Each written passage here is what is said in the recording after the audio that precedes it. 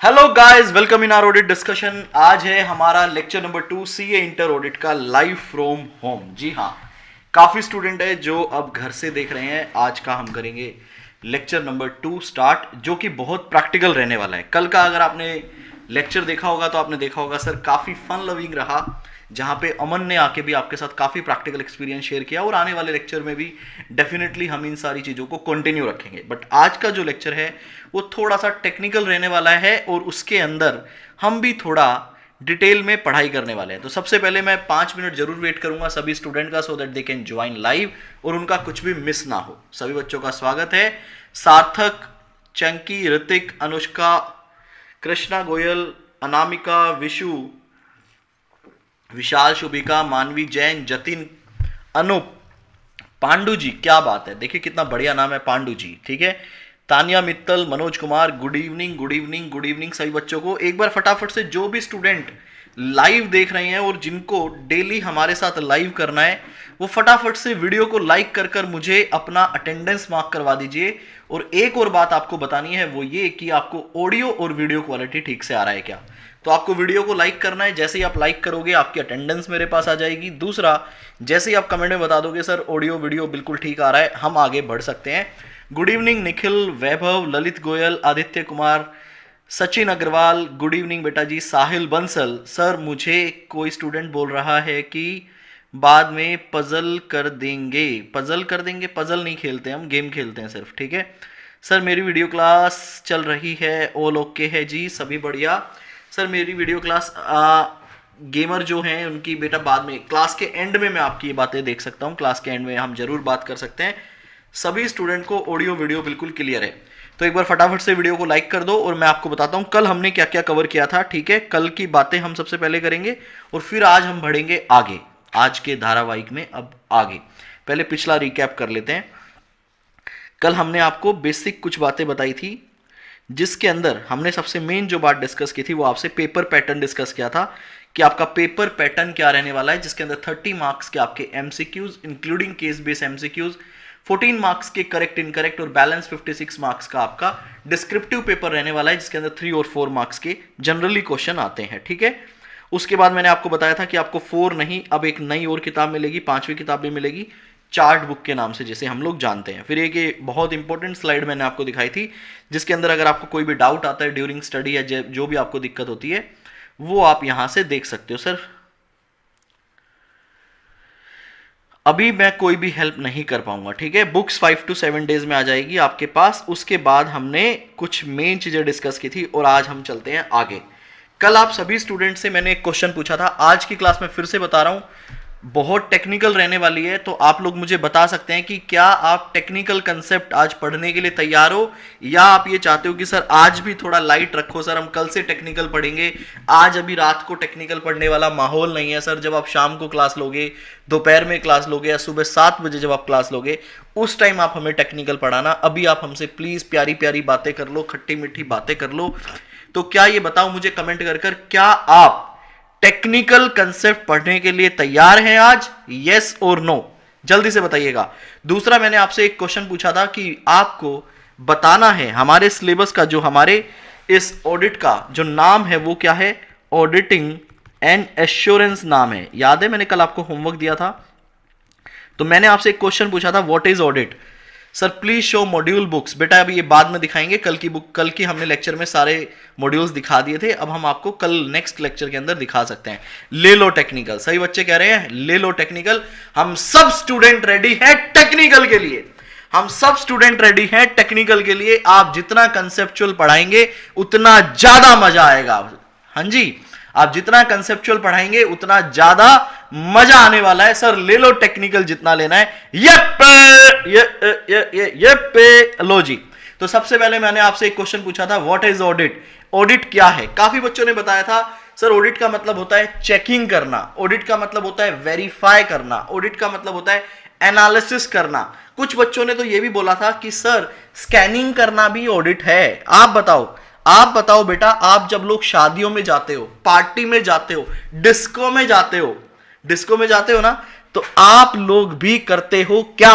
जरा सभी बच्चे बताएंगे मुझे, जब आप लोग पार्टीज में जाते हो, शादी में जाते हो, लड़कियां भी करती हैं, लड़के भी करते हैं। मैं ये नहीं कहूंगा कि सिर्फ लड़कियां करती हैं, हम लड़के नहीं करते, नहीं नहीं नहीं भैया, दोनों करते हैं और पूरा पूरा करते हैं। क्या करते हैं बताओ जरा, सही बच्चे कमेंट में। सर ऑडिट करते हैं, सर ऑडिट करते हैं, ऑडिट करते हैं बेटा, मानते हो आप मेरी बात? एक बच्चा कह रहा है सर हम स्कैनिंग करते हैं, हम स्कैनिंग करते हैं, एग्जामाइन करते हैं। आप क्या करते हो वो मुझे नहीं पता, आप किस चीज को स्कैन करते हो, किस चीज को वेरीफाई करते हो, किस चीज को एनालिसिस करते हो, वो हमें नहीं पता। फूड का ऑडिट, खाने का ऑडिट, सही बात है, दोनों ही करते हैं, बिल्कुल सही बात है। तो बेसिकली आप खाने को चेक करते हो कि खाना कैसा बना है, तो वो ऑडिट कहलाता है। यस और नो, वो ऑडिट कहलाता है। टेस्ट करना, आपने गोलगप्पे खाए, अरे यार मम्मी मजा नहीं आया, खट्टा थोड़ा कम है। फिर आपने कोई दूसरी चीज खाई, अरे यार मजा नहीं आया। फिर तीसरा बंदा कहता है भाई वो देख, अब आगे का वर्ड आप कमेंट में लिख सकते हो, भाई वो देख, आप उनका भी ऑडिट करते हो। ठीक है, तो इस तरह से आप ऑडिट करते हो। तो ऑडिट मतलब एक बहुत ही सिंपल सा टर्म है, किसी चीज को रिव्यू करना। ठीक है, किसी चीज को रिव्यू करना, वो कुछ भी हो सकता है, वो फूड हो सकता है, वो आईटी हो सकता है, वो एनवायरमेंट भी हो सकता है। सर एनवायरमेंट भी हो सकता है, इस पे मैं अभी आऊंगा। अप्सराओं का ऑडिट, क्या बात है अभिषेक, बहुत सुंदर, क्या बात है। रिव्यू ऑफ फाइनेंशियल स्टेटमेंट हो सकता है to ensure the financial record a fair and accurate, कि फाइनेंशियल जो है वो सही में ही फेयरली और एक्यूरेटली रिकॉर्ड किए गए हैं। बट मैं कह रहा हूं ऑडिट का मतलब सिर्फ फाइनेंशियल के संदर्भ में क्यों पढ़ना है? Why we are reading audit only in relation to financial statement? अभी आपने फूड ऑडिट कर दिया, अभी एक बच्चा कह रहा है भाई साहब तेरी भाभी है, पटाखा लग रही है, आप हर चीज का ऑडिट कर रहे हो। मैंने अभी अभी आपको बताया एक एनवायरमेंट का भी ऑडिट किया जाता है। सर एनवायरमेंट ऑडिट क्या होता है? बेटा सीए फाइनल में तो पहले एक चैप्टर था एनवायरमेंटल ऑडिट, फिर आईसीआई ने कहा कि बच्चे देखो कितने सीए तक फाइनल तक आते आते वैसे आधी उम्र निकल जाती है, तो इन बच्चों के सर से थोड़ा सा ऑडिट का बोझ उतार दो। तो उन्होंने एनवायरमेंट ऑडिट रिसेंटली पीछे रिमूव कर दिया। एनवायरमेंटल ऑडिट के अंदर क्या होता था कि एक जो फैक्ट्री है जो बड़े स्केल पे काम कर रही है वो कितना पोल्यूशन क्रिएट कर रही है, इसका भी ऑडिट होता है। सर सच्ची? हाँ जी, आपको एक लिमिट दी जाती है कि इतने प्रोडक्शन के लिए या आपकी इतनी फैक्ट्री को इतना ये पोल्यूशन करने के नॉर्म्स हैं, आप कर सकते हो। अगर आप उससे ज्यादा करोगे तो आपको पेनल्टीज लगेंगी, चार्जेस लगेंगे। तो ये अलग अलग तरह के ऑडिट होते हैं। तो ऑडिट तो बहुत सिंपल सी सर टर्म हो गई कि किसी चेक को चेक करना, वेरीफाई करना, इवेल्युएट करना, एनालिसिस करना, स्कैनिंग करना, ब्ला ब्ला ब्ला। एक स्टूडेंट कह रहे हैं सर आपकी डबल वॉइस आ रही है। कितने स्टूडेंट के पास डबल वॉइस आ रही है जरा एक बार मुझे बता दो। और मैं रिक्वेस्ट करूंगा मेरे फ्रेंड से और मेरे टीममेट से जो बाहर बैठे हुए हैं कि प्लीज़ इस चीज़ को चेक कर मुझे कंफर्म करें। और अगर आपने बाहर कहीं पे मोबाइल ऑन किया हुआ है तो प्लीज़ उसे उसकी वॉइस को बंद करें, हो सकता है कि माइक उसकी वॉइस को कैच कर रहा हो। तो जल्दी बताइएगा कि किसी को क्या डबल वॉइस आ रही है। All perfect, all perfect. तो ऑडिट समझ आया क्या बेटा? ऑडिट समझ आया क्या? सर ऑडिट तो बचपन से है सर, ऑडिट तो बचपन से हमारे अंदर घुसा हुआ है, हम बचपन से ऑडिट कर रहे हैं। देन व्हाट इज एश्योरेंस, ये बताइएगा व्हाट इज एश्योरेंस, ये एश्योरेंस क्या है?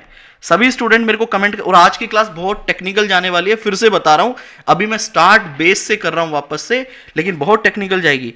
सर एश्योरेंस क्या है? सर देखिए नाम में ही छुपा हुआ है, छुटा हुआ नहीं, छुपा हुआ है कि मैं आपको किसी चीज के लिए क्या कर रहा हूं, एश्योर कर रहा हूं। मैं कहता है ना, देखो आपको आपकी गर्लफ्रेंड कहती है ना तुम एश्योर रहो, तुम क्या बोलते हैं, तुम टेंशन फ्री रहो बेटा, मैं सिर्फ तुम्हारे साथ हूं और तुमसे ही शादी करूंगी, है ना। वो एक मैंने एक जोक देखा था इस बार वैलेंटाइन डे पे। एक लड़की है, वो एक ग्रीटिंग कार्ड की शॉप पे जाती है, कहती है भैया एक ग्रीटिंग कार्ड दे दो जिस पे लिखा हो कि तुम ही मेरा पहला और आखिरी प्यार हो। वो कहता है ओके मैडम देता हूँ, अभी मेरे पास वीडियो होती तो मैं दिखाता। वो देता है, कहता है हाँ ये ठीक है, एक काम करो 10 दे दो। तो तुम्हारा वो वाला हाल है। तो ये क्या कहते हैं, एश्योर करता हूं मैं आपको कि ये फाइनेंशियल बिल्कुल सही है, ये फाइनेंशियल जिस तरह से बनने चाहिए थे, अकाउंटिंग स्टैंडर्ड्स को फॉलो करते हुए या बाकी चीजों को फॉलो करते हुए, उन्हीं चीजों को फॉलो करते हुए बने हैं। मैं आपको एश्योर करता हूं इस चीज के लिए। बेसिकली आपको कहीं ना कहीं एक एश्योरेंस मिलती है क्वालिटी के ऊपर। किस चीज के ऊपर एश्योरेंस मिल रही है बेटा? क्वालिटी के ऊपर। कि जिस तरह से जो काम होना चाहिए था भाई एक चार्टर्ड अकाउंटेंट ने उस चीज को अश्योर कर दिया है, तो हम इसके ऊपर रिलाय कर सकते हैं। हम इसके ऊपर क्या कर सकते हैं? रिलाय कर सकते हैं, उसके ऊपर विश्वास कर सकते हैं। ठीक है। Ayush Goyal, I have taken Kapil sir classes and got 75 marks, congratulation Ayush. और आपको पता ही होगा कि आपके लिए सीए फाइनल की क्लासेस काफी हैवी डिस्काउंट पे है, तो वो भी आप ले सकते हो क्योंकि आपके 75 है। 60 प्लस वालों को शायद वो दिया था, तो उसका वो पीडीएफ आप रेफर कर सकते हो टेलीग्राम चैनल से। लो जी, बाकी आगे चलते हैं। तो आपको ऑडिट पता चल गया। अब आपको एश्योरेंस की बात कर रहा हूं, ये कुछ भी याद नहीं करना है, this is just for your reference. ठीक है, लो जी, this is just for your reference. पढ़िएगा एक बार, हम सिर्फ कीवर्ड देखेंगे क्या कहता है। एश्योरेंस क्या है? Independent professional service. कल हमने बात की थी ना, कल अमन ने आपको बताया था कि इंडिपेंडेंट होना बहुत जरूरी है, अदरवाइज तो हम किसी भी रिलेटिव का, जिस कंपनी में मैंने इन्वेस्टमेंट कर रहा है उसका, हम किसी का भी ऑडिट कर देंगे जो कि अनबाइज्ड तरीके में होगा और गलत होगा। तो इसलिए एक ऑडिटर का इंडिपेंडेंट होना बहुत जरूरी है, अदरवाइज उसका कोई भी मतलब नहीं है उस ऑडिट का। प्रोफेशनल सर्विस हम प्रोवाइड करते हैं that improve the quality of information, that improve the quality of information. Why this word quality of information? कोई मुझे बता सकता है ये क्वालिटी ऑफ इंफॉर्मेशन क्यों दिया गया? मैं बताता हूं सर। आपको पता है कि जो फाइनेंशियल स्टेटमेंट है, आप मुझे बताइएगा सोचकर, जो फाइनेंशियल स्टेटमेंट है जो किसी एक कंपनी ने बनाई है, फॉर एग्जांपल रिलायंस ने बनाई है, आप मुझे बताइए क्या ये फाइनेंशियल स्टेटमेंट क्या एक इंफॉर्मेशन है? क्या ये फाइनेंशियल स्टेटमेंट कोई एक इंफॉर्मेशन है? जी sir, definitely financial statement information है, जिसके अंदर कंपनी की 31 मार्च की सारी P&L की सारी पूरे ड्यूरिंग द ईयर की सारी ट्रांजैक्शन आ रही है और ईयर एंड के बैलेंसेस आ रहे हैं। तो डेफिनेटली कंपनी अपनी सारी इंफॉर्मेशन इन फाइनेंशियल स्टेटमेंट के अंदर देती है। अब फाइनेंशियल स्टेटमेंट कौन बना रहा है? सर रिलायंस बना रही है फाइनेंशियल को, मतलब रिलायंस की मैनेजमेंट बना रही है। और मैनेजमेंट आप लोगों को ना पता हो तो बता दूं, जब फाइनेंशियल स्टेटमेंट बना देती है तो उस पर अपने साइन कर देती है कि भैया ये फाइनेंशियल स्टेटमेंट हमने बनाए हैं और इसके अंदर सारी बातें हमारे हिसाब से बिल्कुल ठीक है। लेकिन आप एक बात बताइएगा जरा सोचकर, रिलायंस की कंपनी के फाइनेंशियल, रिलायंस की मैनेजमेंट ही साइन करके बोलती है कि भैया मेरे फाइनेंशियल बिल्कुल ठीक है, क्या as a user of the financial statement, sir ये क्या वर्ड यूज कर लिया आपने, user of the financial statement. सही बच्चे मुझे कमेंट करके बताएंगे कि फाइनेंशियल स्टेटमेंट के यूजर कौन कौन हो सकते हैं, कमेंट करके बताओ। क्या user of the financial statement, क्या इस सिग्नेचर के ऊपर जो मैनेजमेंट ने किया है, क्या रिलाय करेंगे? जो वर्ड मैं अभी ले रहा था, क्या user of the financial statement in financial पे रिलाय करेंगे? नहीं करेंगे। क्यों? सर मैंने ही बनाया और मैं ही अप्रूव कर रहा हूं। इसका मतलब तो अगर मैंने कोई फ्रॉड किया होगा तो मैं तो बोल दूंगा हाँ भाई ठीक है, मैं क्यों बताऊंगा किसी को। इसका मतलब मैनेजमेंट के साइन की कोई वैल्यू नहीं है। इस फाइनेंशियल इंफॉर्मेशन को, इस फाइनेंशियल स्टेटमेंट को कोई भी एक्सेप्ट नहीं करना चाहेगा, कोई भी रिलाय नहीं करना चाहेगा। इसीलिए हम इसको क्या बोलते हैं, इसका जो वर्ड होता है ना बेटा, वो फाइनेंशियल स्टेटमेंट होता है। इंडिया के अंदर सिर्फ और सिर्फ, ये बात ध्यान से सुनिएगा और इसको एंजॉय कीजिएगा मेरे साथ, क्या इंडिया में सिर्फ और सिर्फ ऑडिट एक ही आदमी कर सकता है और वो है चार्टर्ड अकाउंटेंट इन प्रैक्टिस।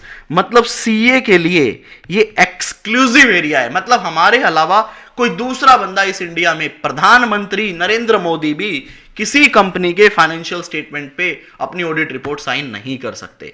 सिर्फ और सिर्फ आप और मैं, हम साइन कर सकते हैं जब सीए बन जाएंगे। ठीक है, तो आपने क्या किया, कंपनी की फाइनेंशियल इंफॉर्मेशन को देखा, आपने देखा कि फाइनेंशियल इंफॉर्मेशन जिस तरह से बननी चाहिए थी उस तरह से बनी है क्या, और एट द एंड आप क्या कहते हो कि भैया मैं सीए कपिल गोयल, मैंने इन सारी इंफॉर्मेशन को रिव्यू कर लिया है और ये सारी ठीक है, पूरा चेकिंग करने के बाद, और एक रिपोर्ट बना के दे देते हो कि ये सारी एज पर अकाउंटिंग स्टैंडर्ड और एफआरएफ बनी है, और आप अपने साइन करके दे देते हो। You are independent. आप कंपनी से आपका कोई लेना देना नहीं है, आपने अपनी रिपोर्ट दी, या तो आप ये बोलोगे सब कुछ सही है या बोलोगे सब कुछ सही नहीं है, आप अपनी रिपोर्ट दोगे। अब आप मुझे बताइए, क्या इस वाली रिपोर्ट को, now this financial statement is signed by management and एक ऑडिट रिपोर्ट भी बन गई है जो कि साइंड बाय ऑडिटर। अब बताइए क्या इसको, जो user of the financial information statement होते हैं, क्या अब वो इसे एक्सेप्ट करेंगे? यस सर, अब इसे वर्ल्ड वाइड एक्सेप्ट किया जाएगा। मेरी बात को ध्यान से सुनिएगा, जो इंडिया में सीए ऑडिट करेगा उसके फाइनेंशियल, उस कंपनी के फाइनेंशियल सिर्फ इंडिया में रिलायबल नहीं होंगे, अब उस कंपनी के फाइनेंशियल वर्ल्ड वाइड, मान लीजिए कोई फॉरेन इन्वेस्टर है वो भी उस मेरे सिग्नेचर के ऊपर रिलाय करेगा और उस कंपनी को या तो लोन देगा या कंपनी में इन्वेस्ट करेगा। तो ये यूजर्स को, जो users of the financial statement company के होते हैं, उनको एक रिलायबिलिटी देता है, उनको एक एश्योरेंस देता है कि भैया इस साल का जो ट्रांजैक्शंस हैं, जो 31 मार्च का बैलेंस है वो सही है। अभी मैं एक बहुत बढ़िया क्वेश्चन पूछने वाला हूं आप लोगों से, और सभी बच्चों ने देखो कमेंट बिल्कुल सही किया है कि जो users of the financial statement है वो कौन कौन होते हैं। वो शेयर होल्डर होते हैं, वो गवर्नमेंट होता है, वो क्रेडिटर होते हैं, वो गवर्नमेंट टैक्स का टैक्स डिपार्टमेंट होता है, और भी आप लोगों ने लिखा है बैंक्स होते हैं जो लोन देते हैं आपको। तो सारे लोग जो है ये पब्लिक, क्योंकि पब्लिक का भी वो शेयर होल्डर के अंदर सब कुछ आ जाता है बेटा। एम्प्लॉय भी बेटा स्टेक होल्डर होता है। क्यों? क्योंकि एम्प्लॉय भी कंपनी के बेस पे अपनी जॉब करता है, सैलरी एक्सपेक्ट करता है, तो एम्प्लॉय भी कहीं ना कहीं इंपैक्ट होता है, उससे इफेक्ट होता है। तो ये सारे लोग जब ऑडिट हो जाता है, एक ऑडिटर के साइन हो जाते हैं, तो इस फाइनेंशियल को एक्सेप्ट कर लेते हैं, और इस फाइनेंशियल का नाम पता है क्या हो जाता है? इस फाइनेंशियल स्टेटमेंट का नाम बदल जाता है। क्या हो जाता है बताओ, कौन बताएगा? जब एक सीए, जब एक चार्टर्ड अकाउंटेंट किसी फाइनेंशियल स्टेटमेंट पे अपने साइन कर देता है, तो उस फाइनेंशियल स्टेटमेंट का नाम बदल जाता है। कौन बताएगा मुझे, क्या नाम हो जाएगा? जल्दी से 1 2 3 4, जल्दी से उसका नाम बदल जाएगा। बिल्कुल सही, सभी सही बताया सभी ने। उसका नाम हो जाएगा sir audited financial statement. Proud से कहो क्या हो जाएगा, प्राउड से बोलो जय माता दी। क्या हो जाएगा बेटा? Audited financial statement. Audited financial statement मतलब समझो, हमने किसी का, हमारे सिग्नेचर की इतनी पावर है कि हमने किसी का नाम बदल दिया, और नाम भी ऐसा बदला, हमने पीछे नहीं आगे ऐड कर दिया। क्या? Audited financial statement. मतलब भैया ये फाइनेंशियल किसी चार्टर्ड अकाउंटेंट ने वेरीफाई कर लिए हैं, चेक कर लिए हैं, और ये बिल्कुल सही है, इनको हमने देख लिया है। आज का मैं एक आपसे, आज का पूछता है कपिल गोयल, आज मैं आपसे एक सवाल पूछ रहा हूं और आपको देना है सही जवाब। गलत जवाब की कोई गुंजाइश नहीं होगी, ध्यान रखना, गलत जवाब की कोई गुंजाइश नहीं होगी। और ये रहा मेरा सवाल आप लोगों के सामने। सभी बच्चे सोचकर बताएंगे, ध्यान से बताएंगे, दिमाग लगाकर बताएंगे, जल्दबाजी नहीं करनी है, क्योंकि मैं मुर्गा बनाकर भी मारता हूं। लो जी, अब आपका सवाल, मेरा आपसे ये सवाल है कि आप लोगों ने, एक कंपनी है रिलायंस इंडस्ट्रीज, उसका 1 अप्रैल 2022 टू 31 मार्च 2023 का फाइनेंशियल स्टेटमेंट ऑडिट किया। ठीक है जी, फाइनेंशियल स्टेटमेंट का ऑडिट कर दिया आपने। कहीं ना कहीं मान लीजिए या तो अप्रैल एंड में या कहीं मई के मिड में आपने एक अपनी ऑडिट रिपोर्ट बनाई, और ऑडिट रिपोर्ट बना के आपने अपना ओपिनियन दे दिया कि भैया इस कंपनी के फाइनेंशियल स्टेटमेंट सही है, जिस तरह से बनने चाहिए थे उसी तरह से बने हैं। मतलब आपने ओके रिपोर्ट दे दी। भैया लड़की कैसी है, लड़की की ओके रिपोर्ट है, आपने ओके रिपोर्ट दे दी। लड़की का नाम है रिलायंस, ठीक है, आपने ओके रिपोर्ट दे दी। अब आपने देखा, ध्यान से सोच समझ कर बताइएगा, आपने देखा भैया हमारी लड़की की ओके रिपोर्ट है, मतलब रिलायंस की ओके रिपोर्ट है। आपके पिताजी, बेटा आपके पिताजी का नाम क्या है? आंचल गोयल, ऊपर देवांश सिंगला, और उसके बाद निखिल और कार्तिकेय। आज किसको पकड़े? कृष्णा, वैभव, विशु, चैंकी, पुनीत कुमार, चिराग गर्ग। देखो जी बेटा, अभी अपन इतना डिटेल में नहीं जा रहे। चिराग को पकड़ लेते हैं। चिराग ने क्या किया? चिराग के फादर ने क्या किया? चिराग के फादर ने क्या किया? On the basis of my opinion, on the basis of my opinion, ध्यान से सुनिएगा, ऑन द बेसिस ऑफ एक सीए का ओपिनियन, जिसने बोला है भैया ओके रिपोर्ट, चिराग के फादर ने क्या किया? इस लड़की के साथ चिराग का रिलेशन बना दिया फ्यूचर के लिए, और अपना सब कुछ, एक ही चिराग था घर के अंदर बेटा, एक ही चिराग था, पूरी जवानी की मेहनत यही थी, बुढ़ापे का सहारा यही था, ये पूरा इन्वेस्ट कर दिया रिलायंस के अंदर।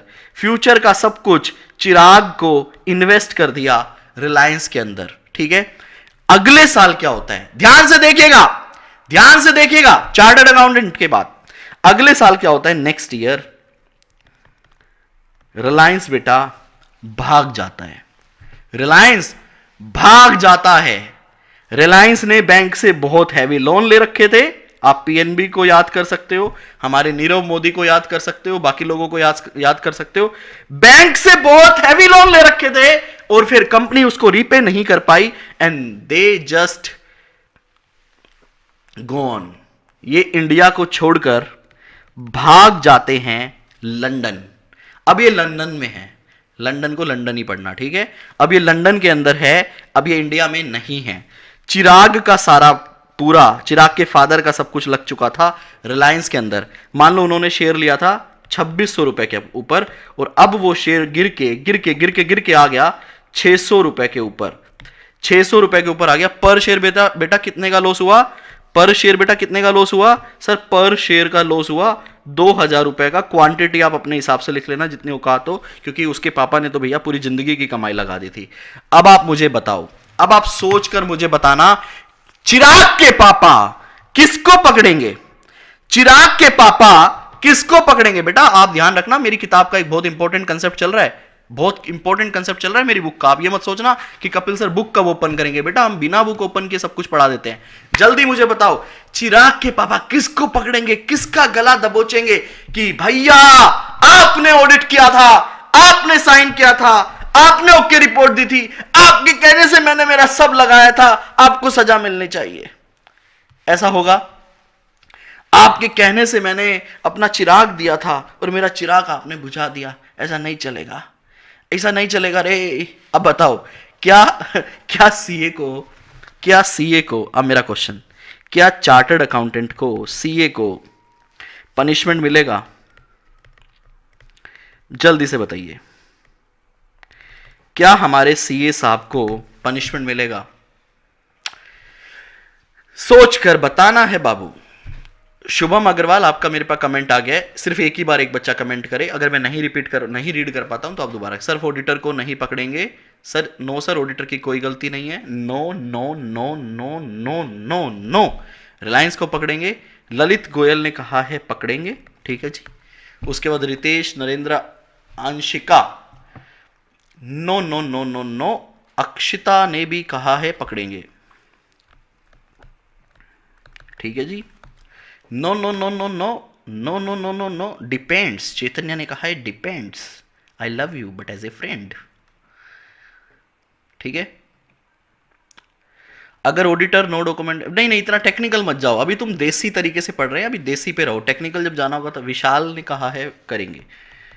चलो अब विख्यात गुप्ता, ठीक है। अब मैं आपको थोड़ा सा और समझा रहा हूं। ओम भी कह रहे हैं पकड़ लेंगे, पेल देंगे साले को। लो जी लो, अब आगे देखो अनामिका। अब कुछ बच्चे तो कह रहे हैं यस लिख दो सर, स्क्रीन पे नाम लिख रहे हैं। नालायक को पीटने वाला हूं तुम लोगों को, मुर्गा बनाऊंगा, ऐसे टांगे काम जाएंगी, ठीक है। अभी देखो, लो पकड़ो, ये लो देखो बेटा आजा, जल्दी आजा, बस इधर आ जाओ। देखो आपने क्या किया, आपने फाइनेंशियल बनाए, रिलायंस की मैनेजमेंट ने फाइनेंशियल बनाए, और मैंने बकायदा आप लोगों को बताया था फाइनेंशियल कौन से साल के हैं, 1 अप्रैल 2022 से 31 मार्च 2023 तक। कपिल गोयल जी ने उनको ऑडिट किया और उन्होंने कहा भैया हमारे हिसाब से ये फाइनेंशियल स्टेटमेंट ठीक है। फाइनेंशियल स्टेटमेंट ठीक है का मतलब क्या है? फाइनेंशियल स्टेटमेंट ठीक है का मतलब ये है कि जो पी&एल के अंदर जो एंट्री आनी चाहिए थी वो पी&एल में आई है, और जो बैलेंस शीट के अंदर बातें लिखी हुई हैं वो भी सारी ठीक है। बैलेंस शीट में उन्होंने ऑलरेडी लिख रखा था कि हमने पीएनबी से फॉर एग्जांपल 5000 करोड़ का लोन ले रखा है, वो बैलेंस शीट में आ रहा है, एक्चुअल आ रहा है। और इस लोन का मान लो इंटरेस्ट भी अगर पे किया हुआ है तो वो सारा पी&एल के अंदर आ रहा है। मतलब उन्होंने कोई भी अकाउंटिंग फेक नहीं की हुई, उन्होंने अपना सब कुछ सही लिखा हुआ है। उन्होंने पूरे साल का रिवेन्यू सही दिखा रखा है, सारे एक्सपेंसेस सही दिखा रखे हैं, सारी एसेट्स ठीक दिखा रखी हैं, सारी लायबिलिटी ठीक दिखा रखी है, जितने भी डिस्क्लोजर कर रखे थे वो सारे ठीक है, जितने भी नोट्स बना रखे हैं वो सारे भी ठीक है। कहीं उन्होंने फाइनेंशियल स्टेटमेंट को बनाने में फ्रॉड किया, कहीं उन्होंने फाइनेंशियल को गलत बनाया? Answer is no. मैंने क्या ओपिनियन दिया है, एक सीए क्या बोल रहा है, एक सीए भी तो यही बोल रहा है, एक सीए का काम भी तो यही है बेटा कि भैया जो पूरे साल के फाइनेंशियल हैं वो सारे ओके हैं, उसमें कोई भी दिक्कत नहीं है। और हमने ये ओके कौन से साल के लिए बोला है? हमने ओके बोला है 1 अप्रैल 2022 से 31 मार्च 2023 तक। कहीं भी सीए ने ये बोला है कि भैया कंपनी की ओके रिपोर्ट है for next 5 year, for next 5 year? कहीं भी ऑडिटर ने ये बोला है कि मैं आपको देखो ये बता रहा हूं, ध्यान से सुनना, अगर ऐसा होता बेटा, अगर ऐसा होता मेरे बाबू, तो मान लो रिलायंस इंडस्ट्रीज ने, अगर रिलायंस ने इस साल के अंदर जो अभी ईयर खत्म हुआ है 31 मार्च 2023 के अंदर अगर 25% प्रॉफिट कमाया, अगर ऐसा होता तो फिर तो मैं ये भी मान लेता ना, फिर तो मैं ये भी मान लेता कि अगले साल रिलायंस 25 से 30% प्रॉफिट कमाएगी या 25 ही कमाएगी। क्या जरूरी है क्या बिजनेस में प्रॉफिट सेम हो, या अगले साल 25% माइनस भी हो सकता है? सर 25% माइनस भी हो सकता है कंपनी कोई गलत डिसीजन ले ले, हो सकता है कंपनी कोई रॉन्ग डिसीजन ले ले। इसका एक एग्जांपल बता रहा हूं प्रैक्टिकल लाइफ का, ध्यान से सुनना। सीए कपिल गोयल की क्लास में आए हो, आई होप आप एक्सपेक्ट करते हो मुझसे ये सारे एग्जांपल। ध्यान से सुनना, और एग्जांपल अच्छा लगे तो वीडियो को लाइक कर देना, दोस्तों के साथ शेयर कर देना और बोल देना भैया रटना मना है, प्रैक्टिकल सीखो। रटना मना है, प्रैक्टिकल सीखो। इसका एक एग्जांपल दे रहा हूं बेटा। मैंने एक क्लाइंट किया था, आप सभी लोगों को पता होगा बकार्डी। कितने बच्चों को पता है बकार्डी क्या होती है? सर बकार्डी तो पता है सर, वो दीदी है ना ब्रीजर पीती है। अच्छा हाँ, वही बकार्डी। तो ब्रीजर की बोटलिंग, ब्रीजर का बेटा मैंने ऑडिट किया था, ठीक है। ब्रीजर की बोटलिंग करता है काशीपुर के अंदर आईजीएल, और आईजीएल जो ब्रांड है इंडिया ग्लाइकोल्स लिमिटेड, ये केमिकल्स में डील करता है। ये मल्टीपल टाइप के केमिकल भी बनाता है। और आपने सुना है बेटा देसी दारू? अरे सर देसी, यस बेटा देसी दारू। तो ये देसी दारू भी बनाता है, जैसे चंपा, चमेली, खुशबू, ठीक है। ये अलग अलग देसी पौवे के अंदर आती है, रिक्शे वाले लेते हैं, ढक्कन खोलते हैं और लगा जाते हैं विदाउट सोडा एंड विदाउट पानी। तो ये देसी दारू भी बनाते हैं, बकार्डी की बोटलिंग भी करते हैं। और आप लोगों ने सुना होगा जो हमारे फौजी भाई लोग होते हैं तो उनको कैंटीन से भी अलग अलग तरह की रम मिलती है, विस्की मिलती है, ये वो सब भी बनाते हैं। गवर्नमेंट के लिए भी बनाते हैं, अलग अलग ब्रांड की दारू बनाते हैं, ठीक है। ये क्यों बनाते हैं? क्योंकि ये मोलासिस इनका एक रॉ मटेरियल होता है, मोलासिस से अल्कोहल बनता है और वो उसको प्रोसेस करके ये सब दारू वाला काम करते हैं। तो इनका एक, अब ध्यान से सुनना बेटा, ध्यान से सुनना और आपको आंसर देना है। सस्ती मस्ती, क्या बात है। इनका एक प्लांट था जो था काशीपुर के अंदर, ठीक है। कितने लोगों को पता है काशीपुर कहाँ है? सर काशीपुर रामनगर के पास है। नैनीताल जब जाते हो रामनगर, उससे पहले काशीपुर। अगर इधर से लेके जाऊंगा तो मुरादाबाद से जस्ट 50 किलोमीटर के आसपास आता है काशीपुर, वहां पे आईजीएल की फैक्ट्री है। तो इनके एक प्लांट इनका लगा हुआ था काशीपुर के अंदर, जहां पे ये बोटलिंग चालू थी, फुल कैपेसिटी के ऊपर बोटलिंग चालू थी, ठीक है। एक इनका प्लांट था बेटा गोरखपुर के अंदर। गोरखपुर कहाँ है सर? गोरखपुर बेटा यूपी का बहुत बढ़िया गुस्सेल वाला इलाका है, ठक ठक हो जाती है वहाँ पे, ठीक है। हमारे योगी जी वहीं पे आजकल। तो गोरखपुर में इनकी एक और फैक्ट्री है आईजीएल की ही, वहाँ पे इन्होंने एक बोटलिंग लाइन लगा रखी थी जहाँ पे अच्छा खासा काम हो रहा था, ठीक है। कंपनी की मैनेजमेंट को लगा कि ये काम करते हैं, प्रोडक्शन बढ़ाते हैं, और गोरखपुर में भैया जगह हमारे पास अवेलेबल है, और एक काम करते हैं सेकंड लाइन, ध्यान से सुनना मेरी बात, अब मेरी मुद्दे की बात आ रही है। सेकंड लाइन, स्टैट ऑडिटर का रोल समझना। सेकंड लाइन हम गोरखपुर में और लगा देते हैं, और उन्होंने सेकंड लाइन लगा दी। और मैं एक एग्जांपल ले रहा हूं यहाँ पे, 50 करोड़ रुपए, ऐसे बहुत सारे एग्जांपल मैं आप लोगों को दे सकता हूं। 50 करोड़ रुपए उन्होंने वहां पे खर्च कर दिए। कितना बेटा सभी बच्चे बताएंगे? 50 करोड़ रुपीज वहां पे उन्होंने कैपेक्स मतलब कैपिटल एक्सपेंडिचर, मशीनरीज, बाकी सारा सेटअप, उस पर 50 करोड़ रुपए कंपनी ने एक्सपेंस कर दिया और वो कैपिटल एक्सपेंडिचर चार्ज कर दिया, ठीक है जी। अब जब ये 50 करोड़ रुपए हुआ, इसका पीओ रेज हुआ, इसकी कोटेशंस आई, इसका इन्वॉइसिंग हुआ, इसका पेमेंट हुआ, सब कुछ बिल्कुल सही हुआ, एवरीथिंग वाज 100% करेक्ट, ठीक है। सब अप्रूवल वगैरह सब ठीक था। अकाउंटेंट ने क्या किया? सबकी एंट्रीज सही कर दी। एंट्री को क्या किया? सही से पोस्ट कर दिया। सारी एंट्री सही तरीके से पोस्ट हो गई। फाइनेंशियल में एक नया कैपिटल एक्सपेंडिचर आ गया 50 करोड़ रुपए का। लेकिन अब कुछ हुआ। क्या हुआ? कंपनी की ये लाइन क्या हो गई बेटा? फेल हो गई।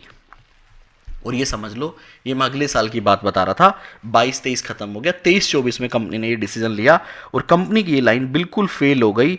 डिमांड कम हो गई, जो 70% का प्रोडक्शन था वो 60% पे भी आ गया। यहाँ पे कोई गोची नहीं है, ठीक है, यहाँ कोई गोची नहीं है। कंपनी ने अपनी इस लाइन का कैपिटल एक्सपेंडिचर बिल्कुल सही तरीके से बुक्स में दिखाया था, लेकिन मैनेजमेंट के इस गलत डिसीजन की वजह से, रॉन्ग डिसीजन की वजह से कंपनी का प्रॉफिट जहां प्लस 25% था वहां अगले साल -25% हो गया। आप मुझे बताइए, क्या पब्लिक, जिन्होंने एक ऑडिट रिपोर्ट के बेस पे, जिन्होंने एक ओके रिपोर्ट के बेस पे रिलायंस में इन्वेस्ट किया था, अगले साल वो -25 हो गया because of the wrong decision making, क्या ऑडिटर को आप लाइबल ठहरा सकते हो फॉर दिस 25%? जल्दी से बताइए। सर नहीं, ऑडिटर बिल्कुल भी लायबल नहीं है, क्योंकि ऑडिटर का काम था अप्रूवल देखना, मैनेजमेंट अप्रूवल है। ऑडिटर का काम था कैपिटल एक्सपेंडिचर वेरीफाई करना, वो भी ठीक है। ये मैनेजमेंट का गलत डिसीजन था भाई। आज मैं धंधा कर रहा हूं, मैं धंधे के अंदर रोज डिसीजन ले सकता हूं, डिसीजन मेरा गलत हो जाए उससे मेरे बिजनेस को लॉस होगा। ऑडिटर ने तो सही अकाउंटिंग देख ली ना भैया, आपने डिसीजन लिया है, आपने फॉर एग्जांपल कोई मशीन खरीदी है, अब वो मशीन सही से काम करेगी नहीं करेगी या आपकी सिरदर्दी है। मेरा काम इतना है कि ये मशीन खरीदी है, इसका अप्रूवल सही हो, इसका पेमेंट सही हो, इसकी अकाउंटिंग सही हो और ये फाइनेंशियल में सही आ रही हो। अब उसका फायदा होगा नुकसान होगा वो आप जानो और आपका शेयर होल्डर जाने और मैनेजमेंट जाने। मैंने ये लिख दिया कि अकाउंटिंग सही है, उसमें कोई भी दिक्कत वाली बात नहीं है। तो यहां पे मैं कंक्लूजन कर सकता हूं बेटा, यहां पे मैं कंक्लूड कर सकता हूं। अगर हां तो वीडियो को लाइक कीजिएगा, एक प्यारा सा प्यार दीजिएगा। कैसे भी हम यहां पे ये बोल सकते हैं कि भैया जो ऑडिटर है ना, जो ऑडिटर है वो हमें कोई गारंटी नहीं देता। ध्यान से मेरे साथ, जो ऑडिटर है वो हमें किसी चीज की गारंटी नहीं देता। वो सिर्फ ये बताता है कि इस पिछले साल के, इस साल के भी नहीं, ऑडिट पिछले साल का होता है, कि उस पिछले साल के जो खत्म हो गया है उसका फाइनेंशियल स्टेटमेंट प्रेजेंटेशन, डिस्क्लोजर और जो चीजें उसके अंदर आ रही है वो सही है। बस हम कोई फ्यूचर की, मेरे साथ बोलेंगे सही बच्चे, हम कोई फ्यूचर की गारंटी नहीं देते कि कंपनी ने जो इस साल किया है वो अगले साल भी वैसा करेगा। हम कोई फ्यूचर की वायबिलिटी या फ्यूचर के ऊपर कोई भी गारंटी, एश्योरेंस नहीं देते। बात समझ आती है सही बच्चों को? अगर मेरी बात समझ आ गई है तो बिल्कुल मैं पोल डाल रहा हूं, उस पोल पे आप अपना कमेंट करके बताइएगा। क्या फ्यूचर, मैं क्वेश्चन आपके सामने पुट कर रहा हूं, क्या एक ऑडिटर, कैन ए ऑडिटर, अरे भाई टाइप क्यों नहीं हो रहा, डबल टाइप हो गया, ऐसे कैसे बात बनेगी? सर मेरी गर्लफ्रेंड बुला रही है, चला जाऊं? नहीं बेटा, can a auditor give viability. मैं शॉर्टकट में पूछ रहा हूं, आपको आंसर देना है। और वीडियो को लाइक करके प्यार जरूर दो यार। देखो कंसेप्ट मैंने आपको समझा दिया कि जो हम एश्योरेंस देते हैं, जो हम अपना ओपिनियन देते हैं वो पास्ट के फाइनेंशियल के लिए देते हैं, और उसमें भी हम ये नहीं बताते कि वो डिसीजन सही था गलत था। वो आपका काम है, वो आपको फैक्ट्री चलानी है, आपके डिसीजन गलत सही हमें कोई मतलब नहीं है। जो डिसीजन लिए हैं वो आपने सही से प्रेजेंट किए हैं, वो हमारा काम है। पर सर रिलायंस तो इंडिया छोड़ के भाग गई थी। हाँ तो भाग गई तो भाग गई ना, उससे हमें क्या फर्क पड़ता है? मतलब मेरे को कोई लायबल नहीं ठहरा सकता। कोर्ट मुझसे पूछेगा आपने अपना ओपिनियन सही दिया था, मैं कहूंगा बिल्कुल सही दिया था, वेरीफाई कर लो, आप चेक करवा लो, उन्होंने सही सब सारी चीजें सही से दिखा रखी है। अब वो बाद में लोन नहीं रीपे कर रही, मेरी गारंटी थोड़ी ना है, बैंक ने मुझसे गारंटी लेके थोड़ी ना दिया था। सही बात है या नहीं है? अरे बैकअप 6 मंथ कर दिया, एएस एडवाइस बैकअप 6 मंथ कर दिया मेरे भाई, अब तू क्वेश्चन का आंसर दे दे। बैकअप 6 मंथ कर दिया, लो जी लो। अभी 13% जो स्टूडेंट आंसर गलत दे रहे हैं, मैं आपके नाम जरूर जानना चाहूंगा। और मैं फ्यूचर के ऊपर हम कोई भी ओपिनियन नहीं देते। 87% स्टूडेंट ने सही आंसर दिया है। 13% स्टूडेंट जो ऐसे हैं उन वो प्लीज अपना नाम कमेंट में लिखें और आप मुझसे पूछें कि आपको क्या चीज नहीं समझ आई। तो ये था आज का एक मेन कंसेप्ट। काफी बच्चों ने, मैंने 2 क्वेश्चन पूछे फ्यूचर के ऊपर, अगर आप ओपिनियन दे सकते हो क्या? सभी बच्चों ने नो लिखा। ऑडिटर को रिस्पॉन्सिबल माना जाएगा क्या? सभी बच्चों ने नो लिखा। तो ये आपको एक सैल्यूट करने का मन करता है कि आप बहुत सही जा रहे हो। और आज अब हम बहुत ही टेक्निकल डिस्कशन, अब हमारा और आगे बढ़ने वाला है। मजा आ रहा है आप लोगों को? मजा आ रहा है? अच्छा गलती से यस हो गया था। मुस्कान पूछ रही थी सर आपने पूछा था कि मजा आ रहा है क्या, तो मैंने यस कर दिया, लेकिन क्वेश्चन अलग था। अब मैं पूछ रहा हूं मजा आ रहा है क्या? लो बताओ, मजो आए हुए? मजा आ रहा है बेटा? ओहो क्या हो रहा है ये? मम्मी क्या हो रहा है ये? मेरी मम्मी मुझे फोन करती है, कहती है नालायक तू बच्चों के साथ कैसी कैसी बातें करता है लाइव में। मैंने कहा मम्मी मैं भी वहीं से आया हूं जहां से बच्चे हैं। इस टाइम पे आपको नहीं पता मैं रात को कहां होता था। लो जी लो, जल्दी से बताओ मजा आ रहा है आप लोगों को? बहुत आ रहा है सर, पुनीत सर जी कह रहे हैं बहुत आ रहा है सर। चलो मजे के लिए ही तो जिंदगी जा रही है हमारी यार। लेकिन तुम वीडियो तो लाइक कर नहीं रहे, तुमको मजा पूरा चाहिए और वीडियो तुम लाइक कर नहीं रहे हो। मजा तुम लोग पूरा पूरा ले रहे हो। गर्दम गर्दम मजा आ रहा है। लो जी लो, आगे चले। वीडियो तुमसे लाइक नहीं हो रही है, मजा तुम्हें पूरा पूरा चाहिए। नाटी बॉय, नाटी बॉय, क्या बात है। अभी एक और बात बताता हूं, जितने भी स्टूडेंट अभी लाइव बैच के अंदर हैं, आप लोगों से मैं जूम मीटिंग पे अलग से फेस टू फेस बात करूंगा, ठीक है। तो ये नाम जितने भी आ रहे हैं ना, ये वहां पे मेरे को दिखने चाहिए सारे, फिर हम बात करेंगे नाटी बॉय। 10 रुपये लगेगा। कर दिया कब का सर, बहुत अच्छी बात है। लो जी, अब आपसे मैं अब अपना टेक्निकल देखो, धीरे धीरे अपन ने ना होले होले इस चीज को ना थोड़ा थोड़ा टेक्निकल करते हुए जाएंगे। और मेरे पास ये इंजेक्शन है बेटा, ये इंजेक्शन है ना आपके यहाँ पे दिल के अंदर, छाती के अंदर, मैं इसे डालता रहूंगा धीरे धीरे धीरे धीरे धीरे धीरे धीरे धीरे। और फिर ये ऑडिट आपके पूरे ब्लड नस, पूरी नसों में फैल जाएगा, आपको पता भी नहीं चलेगा कि कब मैंने आपका इसका नशा पूरा आपके सर पे चढ़ा दिया है, ठीक है। पूरा नशा आपके सर पे चढ़ा देंगे बेटा हम ऑडिट का। लो जी लो, मानवी जैन धन्यवाद। लो जी, अब आपके सामने एक टेक्निकल क्वेश्चन आ रहा है। लाइव बैच में कितने स्टूडेंट हैं, यश अग्रवाल पूछ रहे हैं। 100 स्टूडेंट के एडमिशन है बेटा, 90 प्लस हो चुके हैं, शायद 8 या 10 एडमिशन बचे हैं, ठीक है। होले होले धीरे धीरे हो जाएगा प्यार बलिए, होले होले। अच्छा, और कुछ नहीं दिखा तुम्हें? लो जी लो, बहुत ही बढ़िया, बहुत ही उम्दा। दिल चीर के देख ऑडिट का नाम होगा। लो जी लो, अब आपको मुझे बताना है जो मैं पूछूं। बेटा हम कौन सा ऑडिट करने वाले हैं? सर हम फाइनेंशियल स्टेटमेंट का ऑडिट करने वाले हैं। बिल्कुल ठीक, आप बिल्कुल सही जा रहे हो। अब आप मुझे बताओ, 1 मिनट के लिए भूल जाओ कि हमें फाइनेंशियल स्टेटमेंट का ऑडिट करना है। आप ये बताओ, आजकल आप लोग क्या करते हो? आजकल आप लोग क्या करते हो मुझे कमेंट करके बताओ। सर आजकल ना हम लोग स्टडी करते हैं, नंबर 1। और क्या करते हो बेटा? सर आपने नंबर 1 पे स्टडी लिख दी। सर ये तो मेरे 4th नंबर पे आती है, मैं तो मोबाइल देखता हूं पूरे दिन। बताओ क्या करते हो, बताओ आज के दिन आप क्या करते हो? मतलब आप वेब सीरीज, बहुत बढ़िया, वेब 100 से ज्यादा नहीं यार। पूनम अरोरा वो इसलिए नहीं लेता, फिर फेस टू फेस बात नहीं हो पाएगी बच्चों से जूम मीटिंग पे ना, किसी का नंबर ही नहीं आएगा, मैं कॉपीज ही नहीं चेक कर पाऊंगा लाइव में, इसलिए 100 से ज़्यादा नहीं। उसके बाद सारे बच्चे अपना रिकॉर्डेड देखें या फिर 6 दिसंबर से जो बैच आ रहा है उसमें एनरोल करें। गर्लफ्रेंड से बातें करते हैं, शोर्ट्स देखते हैं, कॉलेज जाते हैं, सोते रहते हैं, नेटफ्लिक्स चलता है, स्टडी, एग्ज़ाम के बाद वेले हैं सर, टाइम पास चल रहा है। तुम सब नालायक हो। मान लो मैं तुम्हें मान के चल रहा हूँ, सब बच्चे गर्लफ्रेंड से बातें चलती रहती हैं सर, ठीक है। कपिल सर का वेट, क्या बात है, आई लव यू मेरे यारा। कपिल सर का वेट देख रहे हो, लड़का छा रहा है। ये वही है जो बोध ग्रुप के बाद, बोध ग्रुप क्लियर होने के बाद आएगा। कपिल सर, हाँ जी सर मैं वही हूँ, एएस एडवाइस। मैंने कहा कौन सा एएस एडवाइस? सर मैंने कहा था ना कपिल सर का वेट। अब सर रिज्यूम करवा दो फटाफट से बिग 4 में। लो जी, अब मैं मुद्दे की बात पे आता हूं। हमें अगर मान लो पढ़ाई करनी है, पढ़ाई के अलावा या तो आपको कोई दूसरा काम करना है, मान लीजिए एक ट्रिप पे हमें जाना है। ट्रिप पे कहाँ जाएंगे? आप बताओ कहाँ जाएंगे? सर लेह लद्दाख चलेंगे, ठीक है जी। या सर हम एक यूएस ट्रिप पे जाएंगे, ठीक है। या सर हम कहीं भी जाएंगे, हमें हमारी स्टडी मतलब क्लासेस। आपको ये कोई भी काम करना है, आप मुझे बताओ आपका स्टेप 1 क्या होगा? आप सोच समझ कर मुझे बताना स्टेप 1 क्या होगा।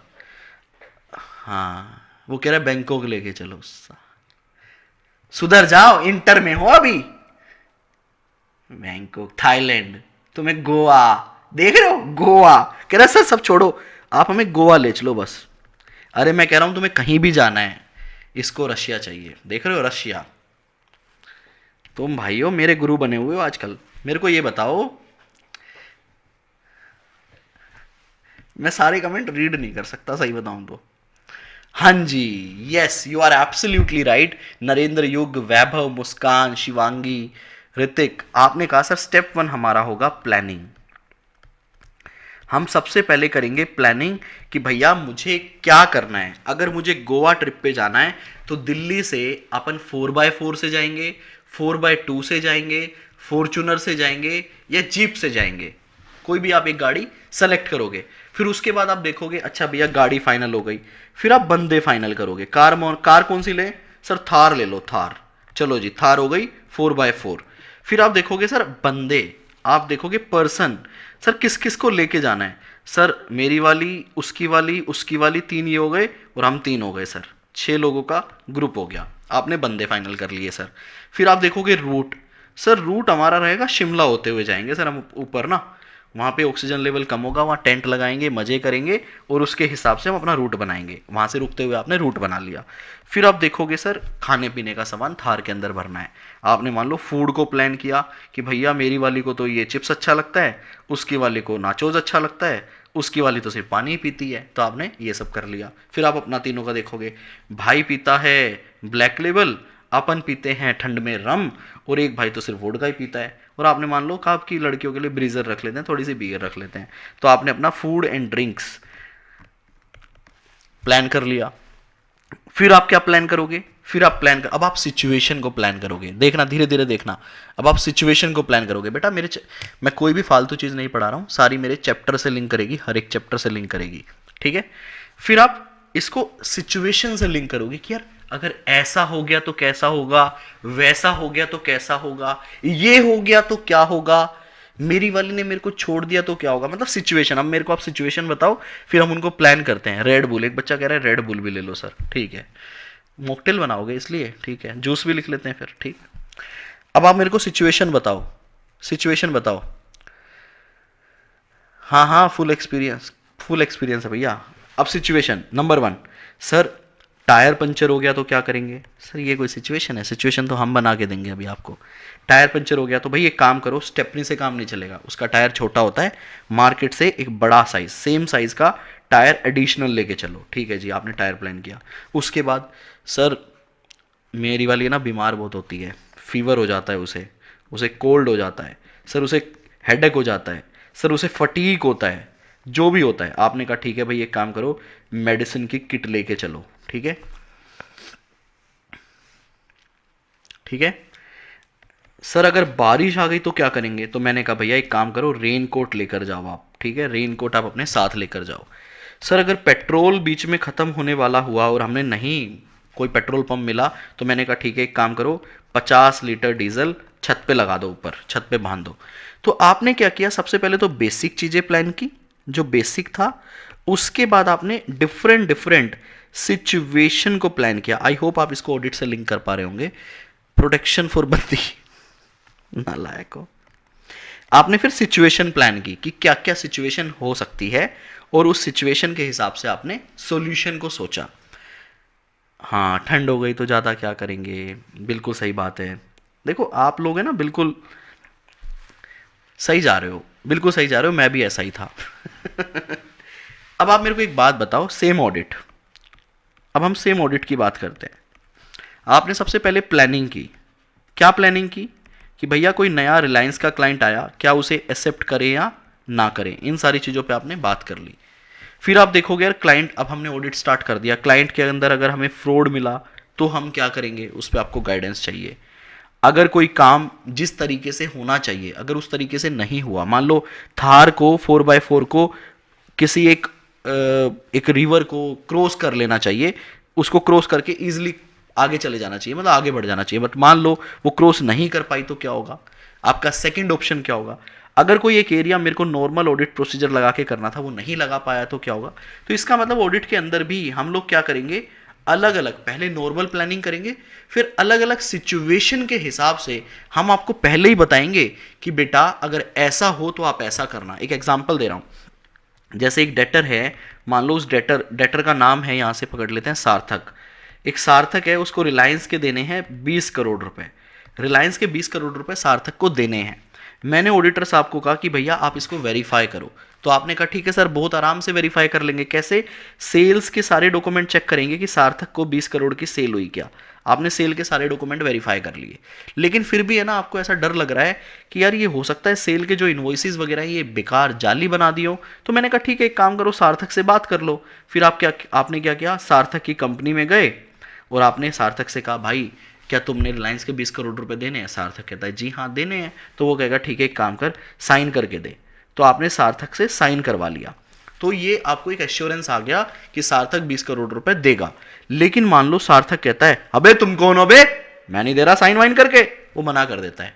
तो इसका मतलब जो 4x4 रोड को क्रॉस करना था, इसको इस ऑडिट प्रोसीजर को उसने नहीं किया। तो ऐसी सिचुएशन में क्या करें, इसका हम आपको एडवांस में बताएंगे। इसको आप एक और दूसरे केस से लिंक कर सकते हो। आपने वॉर सुना है, इंडियन आर्मी। अब आप मुझे सही बताइएगा, क्या इंडियन आर्मी सिचुएशन के लिए हमेशा तैयार रहती है या उसे पहले पूरा तैयार किया जाता है कोई भी एक सिचुएशन आने के लिए? या आपको लगता है कि भैया इंडियन आर्मी के अंदर भर्ती हो गई, now he is ready to go anywhere, और किसी भी सिचुएशन के लिए? बताओ, क्या वो तैयार रहते हैं या उनको तैयार किया जाता है? बताओ जल्दी से। सर उनको तैयार किया जाता है, उनको ट्रेनिंग दी जाती है। तो बेटा समझ लो, ये प्लानिंग के अंदर ना हम सारी प्लानिंग करेंगे। और आज की क्लास से मैं आपको ट्रेनिंग देना स्टार्ट कर रहा हूं कि बेटा ऐसा होगा तो ये होगा, ऐसा होगा तो ये होगा, ऐसा होगा तो ये होगा। कब आपको ग्रेनेड का इस्तेमाल करना है, कब आपको AK-47 का इस्तेमाल करना है, कब आपको बिना बंदूक के काम चलाना है, वो सारी ट्रेनिंग मैं आपको दे रहा हूं। मतलब प्लानिंग के अंदर मैं आपको सब कुछ सिखा रहा हूं। अब एक बात बताओ, सारी प्लानिंग हो गई, मैंने आपको सारा ज्ञान दे दिया, अब इसके बाद क्या होगा? जरा सोचकर बताएं, इसके बाद क्या होगा? प्लानिंग के बाद क्या होगा? सभी बच्चे बताएंगे, जल्दी से बताओ। प्लानिंग के बाद? सर प्लानिंग के बाद तो अब युद्ध होगा सर, मतलब एग्जीक्यूशन होगा। जो भी आपने हमें सिखाया है, अब फाइनली मैं चीजों को एग्जीक्यूट करूंगा। मतलब जो आपने मेरे को बताया है ना कि ऐसा ऐसा ऐसा ऐसा ये सारे काम करने हैं, अब यहां पर आकर मैं करूंगा वो सारे काम। अब आप मुझे एक बात सोच कर बताइएगा, क्या एग्जीक्यूशन आप डायरेक्टली कर सकते हो विदाउट प्लानिंग, विदाउट ट्रेनिंग के? क्या डायरेक्टली आप एग्जीक्यूशन कर सकते हो? नेवर। कुछ बच्चे गलती करते हैं, यार एक काम करो, ये प्लानिंग को है ना मैं बाद में कर लूंगा, मैं डायरेक्टली एग्जीक्यूशन कर लेता हूं। अरे भाई एग्जीक्यूशन में तो कुछ लिखा ही नहीं होगा। एग्जीक्यूशन में तो लिखा होगा प्लानिंग का फॉर्मूला 4 लगा दो, प्लानिंग का फॉर्मूला 7 लगा दो, प्लानिंग का फॉर्मूला 11 लगा दो। अब आप एक बात बताओ, आपने जब प्लानिंग ही नहीं की तो आप एग्जीक्यूशन समझ पाओगे? जस्ट एक सिंपल क्वेश्चन, अगर आपने प्लानिंग ही नहीं की तो क्या आप एग्जीक्यूशन समझ पाओगे? सर नहीं।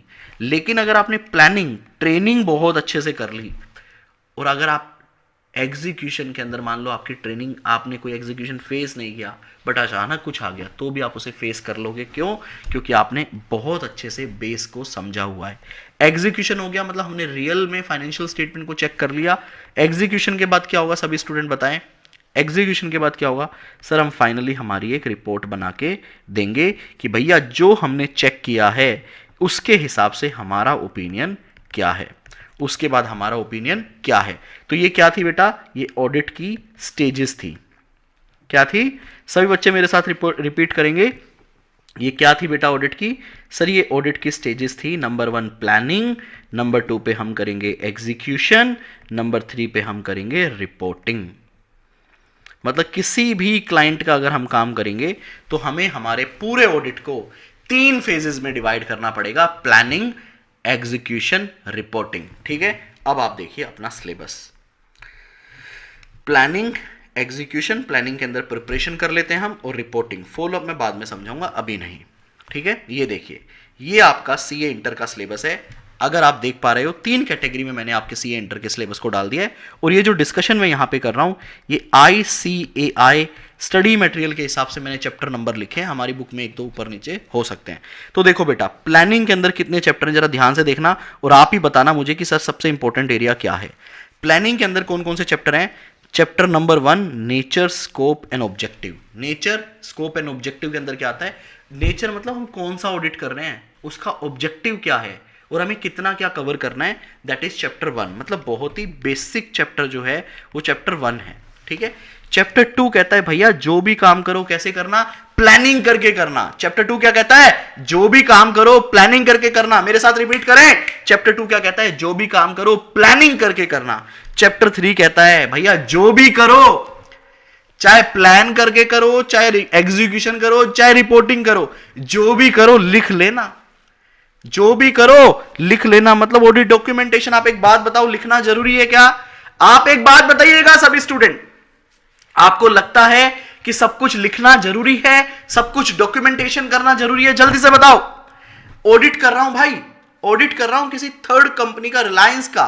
मैं कह रहा हूं कि मैंने ये सारी चीजें चेक कर ली हैं और मेरे हिसाब से इसके फाइनेंशियल ठीक है, मैं अपना ओपिनियन दे रहा हूं। मान लो मैंने चेक किया बट मैंने कुछ भी कहीं पे लिखा ही नहीं कि मैंने कोई सी चीज कैसे चेक की, उसके लिए मैंने क्या डॉक्यूमेंटेशन लिया, कैसे मैंने आपको ये बोला कि ये चीज सही है। मैंने कुछ नहीं लिखा और मैंने अपना ओपिनियन दे दिया। कल को कोई फ्रॉड पकड़ा गया, सोचना ध्यान से, कल को कोई फ्रॉड पकड़ा गया, कोर्ट के अंदर मेरी पेशी होती है, जज साहब कहते हैं हाँ जी तुमने ऑडिट किया है? मैं कहता हूं हाँ जी, सीए कपिल गोयल ने ऑडिट किया है इस कंपनी का। वो कहेंगे दिखाओ कैसे किया है। वो कहेंगे दिखाओ कैसे किया है, कैसे आप ये बोल रहे हो कि इस कंपनी के फाइनेंशियल स्टेटमेंट ठीक है? मैं कहूंगा जज साहब वो तो मैंने कर लिया, वो तो मैंने देख लिया था। वो कहेगा दिखाओ, प्रूफ तो करो। आप कहोगे मेरे पास तो कुछ है ही नहीं, मैं कैसे प्रूव करूं? तो वो कहेगा साले तूने कुछ नहीं लिखा तो मैं मान लेता हूं। तो जज क्या बोलेंगे? मैं मान लेता हूं कि तुमने कुछ भी नहीं किया। तो मैं क्या मान लेता हूं? तुमने कुछ भी नहीं किया। सर ये कैसी बातें कर रहे हो, मैंने सिर्फ लिखा ही तो नहीं है, किया तो सब कुछ था। नहीं बेटा, अगर वर्क आपने डॉक्यूमेंट नहीं किया तो माना जाएगा आपने काम ही नहीं किया। इसीलिए मैं सही बच्चों को बोलता हूं, हैशटैग करके एक चीज लिखेंगे आप सभी लोग, work not documented is not done. अगर आपने किसी चीज को डॉक्यूमेंट नहीं किया तो माना जाएगा कि आपने वो काम ही नहीं किया। सर इसका मतलब कुछ ऐसा है कि मान लो क्लाइंट पे मैं जाता हूं, मैं एक आर्टिकल असिस्टेंट हूं सर, मेरा नाम अनुष्का जायसवाल है और मैं क्लाइंट प्लेस पे जाती हूं, मैनेजर के साथ थोड़ा सा डिस्कशन करती हूं। मैंने कहा बेटा कौन सा डिस्कशन? सर परचेज के ऊपर डिस्कशन किया था, बस सिंपल सा, मैनेजर के साथ। जिनका नाम क्या है मैंने पूछा, सर उनका नाम तो रमेश था। मैंने डिस्कशन कर लिया, तो क्या लिखना जरूरी है वो डिस्कशन? सभी बच्चे बताएंगे, क्या वो डिस्कशन लिखना जरूरी है? जो इंक्वायरी की थी, जो बातें हुई है, जो गुपचुप हुआ है परचेज के ऊपर, क्या वो लिखना जरूरी है? यस। अगर आपने कोई भी डिस्कशन किया है, अगर आप उसके बेसिस पे कोई भी कंक्लूजन दे रहे हैं उस एरिया के ऊपर या कुछ भी आप उसको कर रहे हैं, तो आपको पूरा डिस्कशन नोट करना पड़ेगा, डॉक्यूमेंट करना पड़ेगा। नोटी, मानसी कह रही है नोटी। तो ये चैप्टर 3 समझ आया। ये हमें बताएगा डॉक्यूमेंटेशन कैसे करना है, कितने टाइम के लिए करना है, कब तक संभाल के रखना है, कौन से लैंग्वेज में करना है, सारी बातें हम यहां पर पढ़ने वाले हैं। सर चैप्टर 3 समझ आ गया। चैप्टर 4 कहता है भैया सारी चीजों को समझ लेना। प्लानिंग की बात कर रहा है, बेसिकली जो प्लान है ना, प्लान से ही लिंक कर रहा है कि जब आप प्लानिंग करोगे या जब आप एग्जीक्यूशन करोगे, क्या आप, अब मैं एक आपको है ना इसके लिए अपना थोड़ा रियल लाइफ एग्जांपल आपके साथ शेयर कर रहा हूं जो हम सब लोग देखते हैं। क्या जब इंडिया चाइना के साथ अगर वॉर करता है तो अपनी प्लानिंग स्ट्रैटेजी को अलग रखेगा, और पाकिस्तान के साथ जब वॉर करता है तो अपनी स्ट्रैटेजी प्लानिंग अलग रखेगा, या दोनों के लिए सेम रखेगा? आप ऐसा बोल सकते हो सर पाकिस्तान तो चूजा है, उस चूजे को तो हम मसल देंगे अगर वो कुछ भी करेगा तो। बट सर चाइना तो आज के दिन अगर चाइना कुछ करता है तो we have to think about it. एक हाई रिस्क है सर उसके अंदर। क्यों सर? उनके पास इक्विपमेंट अच्छे हो सकते हैं, साले कॉपी पेस्ट करने में माहिर हैं, कुछ भी बना के कहीं पे भी कुछ भी राड़ा कर देंगे, तो हमें तो थोड़ा पाँव फूक कर रखना पड़ेगा, पता चले हम ही उड़ गए।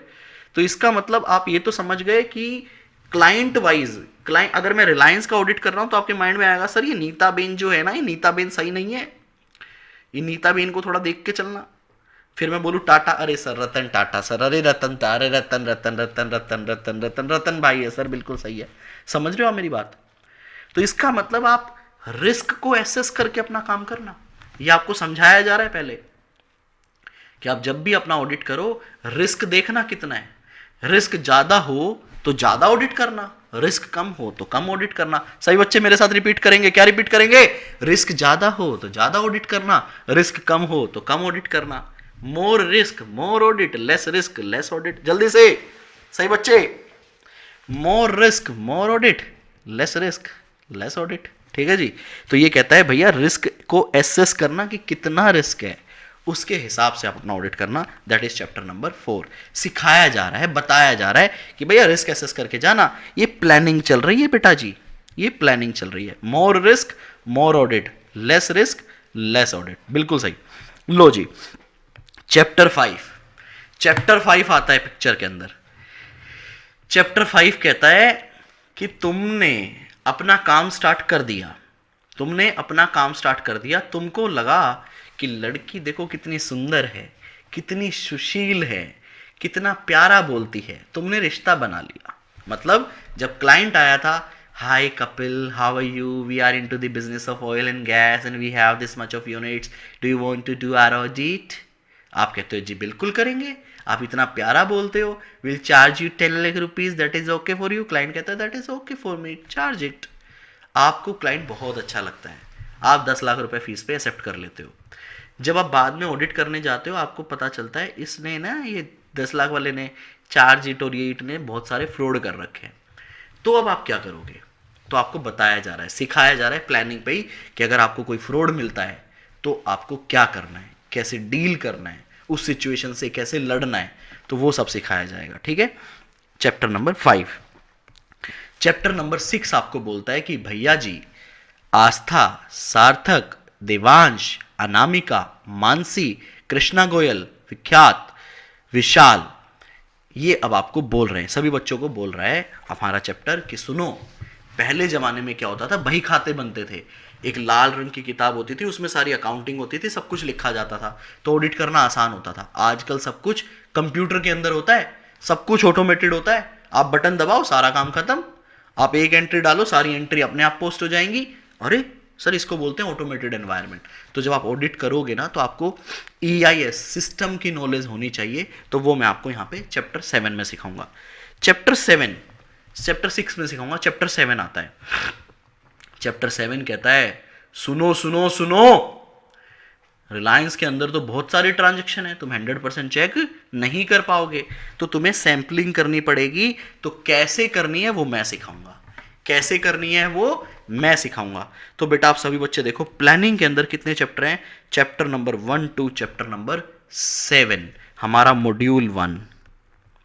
अगर मैं मेरी बात करूं तो हमारा मॉड्यूल नंबर 1, इसमें मैंने प्लानिंग में ही एक चैप्टर और डाल रखा है, जो कि यहां पे मैंने एग्जीक्यूशन में लिया है एनालिटिकल प्रोसीजर। ये अभी आप नहीं समझ पाओगे इसलिए मैं स्किप कर रहा हूं। जो एनालिटिकल प्रोसीजर होता है वो प्लानिंग पे भी काम आता है और वो एग्जीक्यूशन में भी काम आता है। तो चैप्टर 8 में यहां नीचे यहां भी लिख सकता हूं एनालिटिकल प्रोसीजर, ठीक है, और यहां पे भी लिख सकता हूं, तो मैंने यहां से हटा रखा है। तो चैप्टर अगर मैं बोलूं प्लानिंग से रिलेटेड बेटा कितने चैप्टर हैं सर? टोटल 8 चैप्टर हैं। और ये पूरा प्लानिंग हमारा कहां पे है सर? ये पूरा प्लानिंग जो है वो हमारा मॉड्यूल 1 है। मॉड्यूल 1 जो है वो पूरा प्लानिंग है। आपके हाथ में जो किताब है ना उसको ओपन करके देखो, उसमें चैप्टर 1 to 8 है, 9th बकवास है, कुछ भी नहीं है, 2 पेज है, उसको छोड़ देना। तो ये पूरा प्लानिंग के ऊपर मैं आपको मॉड्यूल 1 करवाने वाला हूं। सर अब बात कर लेते हैं मॉड्यूल 2 की। मॉड्यूल 2 कहता है एग्जीक्यूशन, एग्जीक्यूट करो, आपने जो भी सीखा अब काम करो। चैप्टर 9 कहता है audit of item of financial statement, financial statement की आइटम। सर आइटम वो वाली आइटम नहीं भाई, फाइनेंशियल स्टेटमेंट की आइटम। यार तुम कहाँ, तुम्हारा दिमाग है? कौन सी आइटम, कौन सी आइटम? मुझे लगा सर मेरी वाली आइटम। तुम्हारी वाली आइटम बोलोगे तुम अपनी वाली को? हमारी भाभी को आइटम बोलोगे तुम? बताऊं फोन करके? लड़की कह रही है सर मैं तो अपने वाले को आइटम ही बोलती हूँ। हाँ बेटा वो आइटम हो सकता है, मैं उसमें तुम्हारे साथ हूँ। लो जी, तो मतलब जो फाइनेंशियल स्टेटमेंट होता है उसकी जो आइटम, कोई मुझे एग्जांपल बताओ कौन सी आइटम? जैसे सर मैं बताऊंगा, बता बेटा। सर फिक्स एसेट ना फाइनेंशियल स्टेटमेंट की एक आइटम है। अच्छा, और सर डेटर एक आइटम है, क्रेडिटर एक आइटम है, लोन एक आइटम है सर, रिवेन्यू भी आइटम है। मतलब आप सिंपल बोल रहे हो कि जितने भी फिक्स एसेट के अंदर कैप्शन आ रहे हैं, जितने भी हेड आ रहे हैं, वो सारे आइटम हैं फाइनेंशियल स्टेटमेंट के। उसका हमें क्या करना है? ऑडिट करना है। मतलब अब मैं ये बोल रहा हूं कि फिक्स एसेट्स मेरे सामने खड़ी है, मुझे उसके साथ लड़ाई करनी है। अच्छा एक बात बताओ, सारे आइटम के साथ एक साथ लड़ाई करोगे, एक एक करके करोगे? सोचकर बताना, सारे आइटम के साथ एक साथ लड़ाई करोगे या एक एक के साथ करोगे? सर मारना है या प्यार करना है? मारना है सालो, प्यार क्यों करेंगे हम आइटम के साथ? बताओ। सर फिर तो एक एक के साथ करेंगे, एक एक के साथ, ठीक है, 1 to 1। पहले हम परचेज का ऑडिट करेंगे, फिर सेल्स का करेंगे, फिर डेटर का करेंगे, फिर क्रेडिटर का करेंगे, फिर लोन का करेंगे, रिवेन्यू का करेंगे, अदर एक्सपेंसेस का करेंगे। इसका मतलब आपको जब पूरा प्लानिंग सिखा दिया जाता है ना, उसके बाद आपको बताया जाता है कि इस एरिया का कैसे ऑडिट किया जाएगा। फिक्स एसेट्स के अंदर कैसे ऑडिट करोगे, रिवेन्यू के अंदर कैसे ऑडिट करोगे, ये इस एरिया का समझ आया चैप्टर? समझ आ गया, तो ये अपना एग्जीक्यूशन हो गया। जब सारे एरिया का ऑडिट कंप्लीट कर लोगे ना, तो फिर अपन क्या करेंगे, एक ऑडिट रिपोर्ट बना के दे देंगे जो कि चैप्टर 11 में आएगी। तो ये था आपका सिलेबस, ये था आपका सिलेबस। समझ आया हो तो मुझे मार्क कमेंट करके बताओ सर सिलेबस हमें पूरा अच्छे से समझ आ गया, मॉड्यूल 1 में हम पूरा प्लानिंग पढ़ेंगे, एग्जीक्यूशन में सिर्फ एक चैप्टर पढ़ेंगे क्योंकि ये वाला चैप्टर मैंने मॉड्यूल 1 में ही रखा है, फाइनेंशियल स्टेटमेंट का ऑडिट मतलब कैप्शंस का ऑडिट या आइटम का ऑडिट, और एक ऑडिट रिपोर्ट भी छोटा सा चैप्टर, ऑडिट रिपोर्ट का मतलब क्या है, सब चेक हो गया रिपोर्ट बना दो, वो भी एक चैप्टर वो हम पढ़ लेंगे। अब मैं आपसे एक क्वेश्चन पूछता हूं, सोच समझकर मुझे रिप्लाई कीजिएगा, ठीक है। अभी हमारी क्लास स्टार्ट नहीं हुई है, अभी तो मैं आपको बेस दे रहा हूं बेटा, मेरी नदी कितनी गहरी है, मेरा समुद्र कितना गहरा है, इसमें हमारा मॉड्यूल 1 क्या कहता है, मॉड्यूल 2 क्या कहता है, आपको मैं पूरा रास्ता विजुलाइज करवा रहा हूं। हाँ जी, चैप्टर 10 अभी आ रहा है मेरे बाबू, अभी तो बहुत कुछ आ रहा है, अभी तो मैंने आपको लॉलीपॉप देना स्टार्ट किया है, अभी धीरे धीरे देखते जाओ। अब आप मुझे बताइए, जो मैंने एग्जीक्यूशन की जो बात की है उसमें मैंने आपको बोला कि फिक्स एसेट्स को कैसे टेस्ट करेंगे ये सीखेंगे, रेवेन्यू कैसे चेक करेंगे ये सीखेंगे। अब आप सोचकर बताइएगा मुझे, सोचकर थोड़ा सा, क्या मैं रिलायंस इंडस्ट्रीज का ऑडिट करता हूं जो कि एक ऑयल एंड गैस सेक्टर है मान लो, क्या उसका ऑडिट, और आज मैं रिलायंस की मान लो, रिलायंस तो आज मल्टीपल सेक्टर के अंदर है, रिलायंस आज मेरा टेलीकम्युनिकेशन में भी है, जियो का ऑडिट और मेरा रिलायंस का ऑयल एंड गैस का ऑडिट। चलो रिलायंस में से एक कंपनी और निकाल लेते हैं, रिलायंस का बेटा स्कूल भी है, तो रिलायंस का एजुकेशन का ऑडिट, रिलायंस का बेटा हॉस्पिटल भी है, रिलायंस के हॉस्पिटल का ऑडिट, रिलायंस का बेटा ग्रोसरी स्टोर्स भी है, अगर आपने देखे हो रिलायंस का किसी नाम से चलता है, रिलायंस फ्रेश आई थिंक, तो रिलायंस के फ्रेश स्टोर भी हैं। अब आप मुझे बताइएगा, क्या इन सर रिलायंस के पास साला सब कुछ पूरा देश ही उसी का यार, वही तो चला रहा है हम सबको, ये बताओ क्या ये रिलायंस की अलग अलग नेचर की कंपनियां, एक ऑयल एंड गैस, एक टेलीकम्युनिकेशन, एक फार्मास्यूटिकल्स, एक हेल्थ केयर, एक एजुकेशन, क्या इनका सभी का ऑडिट क्या सभी का ऑडिट करने का तरीका सेम हो सकता है? जल्दी बताइएगा, क्या सभी के अंदर कुछ डिफरेंसेस होंगे, या जियो मार्ट करेक्ट, क्या सभी का कुछ चेंजेस होंगे, सब सेम रहेगा? मतलब अगर मैं आपको बोलता हूं चैप्टर 9 के अंदर कि भैया फिक्स एसेट्स के अंदर आपको ये 10 चीजें चेक करनी है, तो आप मुझे बताओ क्या ये सीखकर आप ऑयल एंड गैस का ऑडिट कर दोगे, ये सीखकर आप हॉस्पिटल का ऑडिट कर दोगे? नहीं सर, हमें स्पेसिफिक इंडस्ट्री की भी नॉलेज होनी चाहिए। हाँ जी बताओ, यस और नो, क्या आपको do you need specific industry knowledge? जल्दी से बताइए, do you need specific industry knowledge, yes और नो? सर बिल्कुल चाहिए। तो बेटा चैप्टर 9 के अंदर जो आपको बताया गया है ना, वो बेसिक बताया गया है। चैप्टर 9 के अंदर आपको बेसिक मोटा मोटा, अपन क्या बोलते हैं, मोटा मोटा बता दिया भाई, फिक्स एसेट्स आए तो उसके अंदर ये सारी चीजें देखनी है, रेवेन्यू आए तो ये सारी चीजें देखनी है, डेटर आए तो ये सारे काम करने हैं, मोटा मोटा बता दिया। अब फिर अपनी रिपोर्ट बना दी, अब हम सीखेंगे स्पेसिफिक, मतलब प्लानिंग हो गई, एग्जीक्यूशन का मोटा मोटा हो गया, रिपोर्टिंग हो गई। अब एक आते हैं अदर चैप्टर्स जो बात करेंगे स्पेसिफिक चीजों की, फुल ऑडिट। वो कहता है भैया प्लानिंग, एग्जीक्यूशन, रिपोर्टिंग तीनों एक में डालो। अब तुमको हमने अलग अलग सिखा दिया ना, हमने तुमको अलग अलग प्लानिंग सिखा दी, हमने तुमको एग्जीक्यूशन सिखा दिया, रिपोर्ट, अब तीनों का इकट्ठा करके एक कंपनी का तुम ऑडिट करके दिखाओ, लिटिल। हाँ एक विशाल कह रहा है लिटिल बना लो। सर पी लेता हूं, चल तू बोल रहा है तो, वोड का मिक्स है इसमें ऑलरेडी, पानी पीते रहे सही बच्चे, वोड का सिर्फ मैं। लो जी, अब आपका फुल ऑडिट आ गया, तो फुल ऑडिट के अंदर एक चैप्टर नंबर 10, उसकी बाद में बात करेंगे। चैप्टर नंबर 13 आता है डिफरेंट टाइप ऑफ एंटिटी, जैसे कि school, club, hospital, cinema hall, cooperative society, government company. अब जब इनका ऑडिट करोगे तो किन चीजों को ध्यान रखोगे? तो स्पेसिफिक बात कर रहा है चैप्टर 13 के अंदर। मैं तो कहता हूं चैप्टर नंबर 12 आईसीआई को कहता हूं चैप्टर 12 प्लस चैप्टर 13 को मर्ज करके एक ही चैप्टर बना दो 12। लेकिन सर फिर आईसीआई ने 2 क्यों बनाए? कोई तो दिमाग लगाया होगा हमारे आईसीआई बाबू ने। हाँ जी बेटा लगाए हैं, बट वो बाबू नहीं है, बाप है हमारा, साला फेल कर देता है किसी को भी, ठीक है। Sorry, I am taking my words back, क्योंकि साला नहीं बोल सकता मैं आईसीआई को, I am taking my word back, but बाप है भैया, ठीक है। भावुक मत हो जाना कि सर आपने ऐसे कैसे बोल दिया हमारे आईसीआई को। आईसीआई हमारा भी है, लेकिन ये फन चल रहा है। आपको देखो मेरा सब्जेक्ट ऐसा है कि आप लोगों के साथ मजाक करना मेरे को पड़ता है। चैप्टर 12 प्लस चैप्टर 13 दोनों सेम है, ठीक है जी। चैप्टर 12 चैप्टर 13 क्या कहता है? चैप्टर 12 कहता है school, club, hospital, cinema hall, cooperative, government. Chapter 12 कहता है ऑडिट ऑफ बैंक। बैंक को अलग ही एक चैप्टर बना दिया। अब एक बात बताओ, जब मैं आपको बैंक सिखाऊंगा तो क्या बैंक के अंदर मैं आपको दोबारा से प्लानिंग की बात करूंगा, एग्जीक्यूशन की बात करूंगा, रिपोर्टिंग की बात करूंगा? यस और नो? क्या जब मैं आपको बैंक का ऑडिट सिखाऊंगा बैंक की प्लानिंग, बैंक का एग्जीक्यूशन, बैंक की रिपोर्टिंग सिखाऊंगा? यस और नो? Answer is yes. तो मतलब ऊपर हम ओवरऑल पढ़कर आएंगे कि प्लानिंग, चाहे किसी की भी कंपनी की प्लानिंग क्यों ना हो, हमें ये सारा इस तरह से काम करना है। एग्जीक्यूशन चाहे किसी भी कंपनी का क्यों ना हो, हमें ये सारे पॉइंट फॉलो करने हैं। रिपोर्टिंग चाहे किसी भी कंपनी की क्यों ना हो, हमें इन चीजों को फॉलो करना है।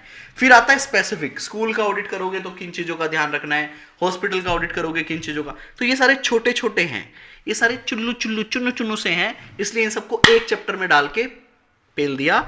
एक चैप्टर जो बड़ा है बैंक और सीए के लिए बहुत इंपॉर्टेंट होता है, आप चाहे छोटी कंपनी, छोटी फर्म से ऑडिट करें चाहे बड़ी से, आप बैंक ऑडिट जरूर करते हैं अपनी लाइफ में, तो वो एक अलग से बना दिया चैप्टर नंबर 12। एक फिर आपको गिफ्ट दिया जाता है, आईसीए कहता है लो जी लो, गिफ्ट ले लो, जिसका ऑडिट से कोई लेना देना नहीं है, जिसका ऑडिट से कोई भी लेना देना नहीं है। वो क्या है बेटा? Company audit. आपने लॉ में भी पढ़ा होगा, एक चैप्टर आता है कंपनी ऑडिट, मतलब जिन कंपनीज का हम लोग ऑडिट करते हैं उसके अंदर ऑडिटर कैसे अपॉइंट होगा, कौन अपॉइंट करेगा, उसका रिमूवल कैसे होगा, वो कब कब छोड़कर जा सकता है, ये सारी बेसिक लॉ की बातें कंपनी के ऑडिट से रिलेटेड उसमें की जाती है। तो इसका मतलब इसमें कोई ऑडिट नहीं है, ये लॉ है कि कंपनी के अंदर ऑडिटर कौन अपॉइंट करेगा, किसके पास वो पावर है, किसके पास वो जादू है, कितने साल के लिए अपॉइंट करेगा, किस किस को अपॉइंट कर सकता है, किसको नहीं कर सकता है। ये आपके एक लॉ के अंदर एक चैप्टर आता था, और न्यू कोर्स के अंदर जहां तक है ये चैप्टर रिमूव भी हो जाएगा ऑडिट से। न्यू कोर्स के अंदर ये चैप्टर रिमूव होने के पूरे चांसेस हैं कंपनी ऑडिट। क्यों? क्योंकि इसका कोई रेलेवेंस नहीं है ऑडिट के अंदर, आप लॉ के अंदर इसे ऑलरेडी पढ़कर आ जाते हो। तो सेम चैप्टर रिपीट है, बेसिकली गिफ्ट है आपके लिए 5 से 10 नंबर का। सिलेबस समझ आ गया हो तो मुझे बताइएगा कमेंट कर सर सिलेबस पूरा माइंड के अंदर फिट हो गया है। यहाँ पे पूरा माइंड में अगर आपके सिलेबस फिट हो गया है तो आप मुझे बता दीजिएगा। 8 चैप्टर पढ़ने हैं प्लानिंग के, 1 चैप्टर पढ़ना है एग्जीक्यूशन, 1 चैप्टर पढ़ना है रिपोर्टिंग, फिर 2 चैप्टर पढ़ने हैं डिफरेंट टाइप ऑफ एंटिटी, और फिर एक गिफ्ट जो कि कंपनी ऑडिट। कारो डेंजरस है इसमें। CARO is very simple, CARO is like lollipop, just open it and आगे नहीं बोल रहा। कारो इज वेरी सिंपल यार, it's lovely, it's beautiful, it's simple. लो जी,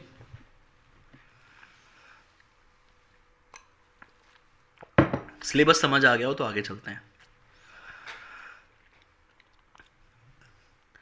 कारो बेटा एक चॉकलेट का नाम है, जैसे कैडबरी, जैसे नेस्ले की कैडबरी आती है ना, बहुत सारी चॉकलेट आती है, ऐसे कारो भी एक चॉकलेट है बेटा, उसको हम बाद में खाएंगे, मीठे में खाएंगे बेटा। कोई नहीं संभाल लेंगे जी। सार्थक जी कह रहे हैं कोई नहीं संभाल लेंगे, सार्थक जी कह रहे हैं कोई नहीं संभाल लेते हैं। Now our audit will start. अब हमारी, कल भी मैंने 1 घंटे तक आपको बेस दिया था, आज भी 1 घंटा मेरे को बेस देने में लगा। कल भी 1 घंटे के बाद क्लास स्टार्ट हुई थी, आज भी हमारी 1 घंटे के बाद क्लास स्टार्ट हो रही है।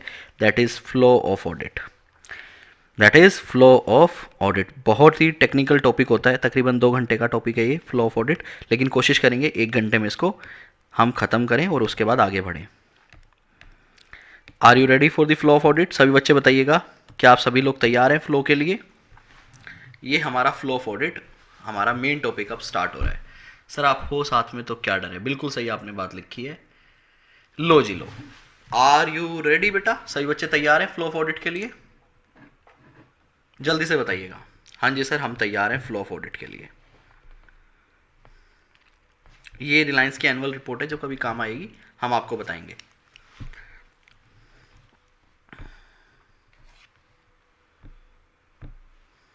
लो जी लो, स्टार्ट करते हैं flow of audit. Yes sir we are ready. Hrithik बोल रहे हैं, अनामिका, पुनीत कुमार, यस सर, मुस्कान बंसल। लो जी लो, बहुत इंपॉर्टेंट टॉपिक है बेटा, कोई भी बच्चा कुछ भी नहीं लिखेगा। और अब मोस्ट टेक्निकल क्लास, मैं ये बोल सकता हूँ, मेरी ये क्लास जो आज की क्लास है ना, ये अगर ये आपको समझ आ गई तो आपको पूरा ऑडिट आ गया। ध्यान से सुनिएगा मैं क्या बोल रहा हूँ। अगर ये क्लास आपको समझ आ गई आज वाली, तो मतलब आपको पूरा ऑडिट समझ आ गया, उसके बाहर कुछ नहीं है। ठीक है, ये क्लास अगर आज आपको समझ आ गई, आपको पूरा ऑडिट समझ आ गया, उसके बाहर कुछ भी नहीं है।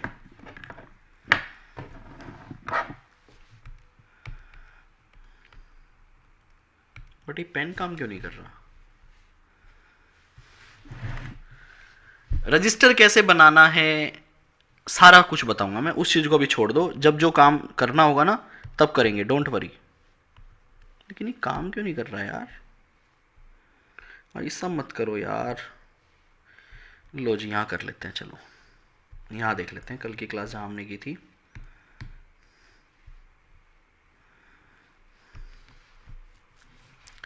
सर नोट्स बनाने हैं क्या? अभी कुछ नहीं बनाना बाबू, कुछ नहीं बनाना, मैंने सब बना रखा है, मैंने सब बना रखा है। देखो ये क्लास जो है इसमें समझने का मैटर है, समझने का गेम है मेरी क्लास में, आपको कुछ नहीं बनाना यार। लेकिन ये लैपटॉप काम नहीं कर रहा। अगर कोई ऑफिस में है तो प्लीज़ मुझे दूसरा लैपटॉप दे दो जल्दी से।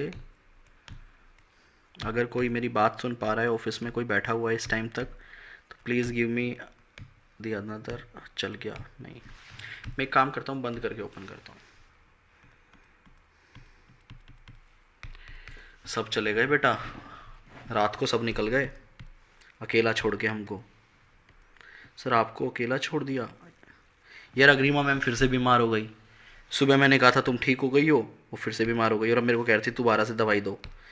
मैंने सुबह चंपी करवा के गलती कर लिया, पूरे दिन मेरे को सुनना पड़ेगा। लो जी लो,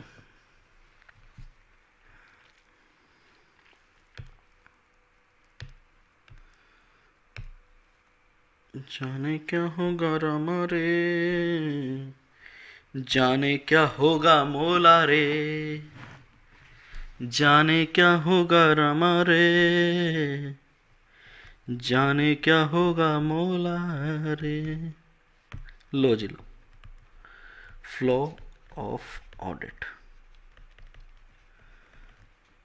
चल नहीं रहा, फिर भी कोशिश करते हैं क्योंकि पेन चलना बहुत ज़रूरी है आज की क्लास में।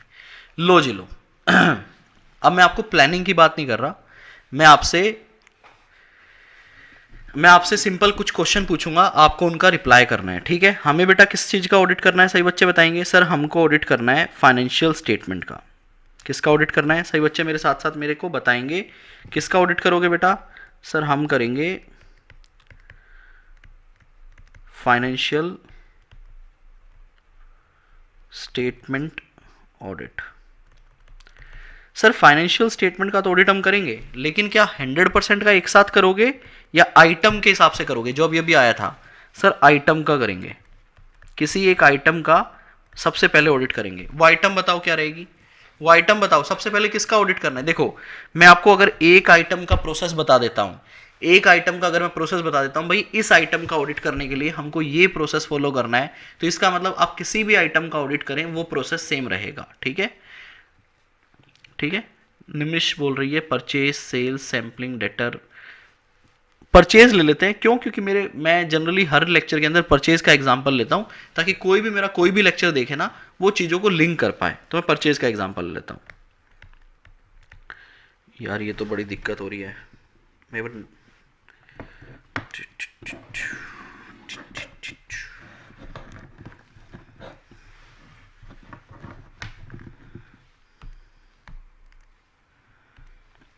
मैं एक एग्जांपल ले रहा हूं परचेज का, ठीक है? परचेज आपके फाइनेंशियल में आ रही है, हाँ जी, नंबर और लिख रहा हूं मैं। मान लो परचेज रिलायंस इंडस्ट्रीज के फाइनेंशियल का हम ऑडिट कर रहे हैं, बताओ कितने का परचेज आ रहा होगा उसमें? सर उसमें परचेज आ रहा होगा तकरीबन मान लो 70,000 करोड़ रुपए का, 70,000 करोड़ का उसमें। अब बहुत देखो, ये सबसे टेक्निकल क्लास है, थोड़ा ध्यान से चलिएगा प्लीज। परचेज हम कर रहे हैं, परचेज का ऑडिट करने वाले हैं, रिलायंस के फाइनेंशियल स्टेटमेंट में 70,000 करोड़ का नंबर आ रहा है परचेज का।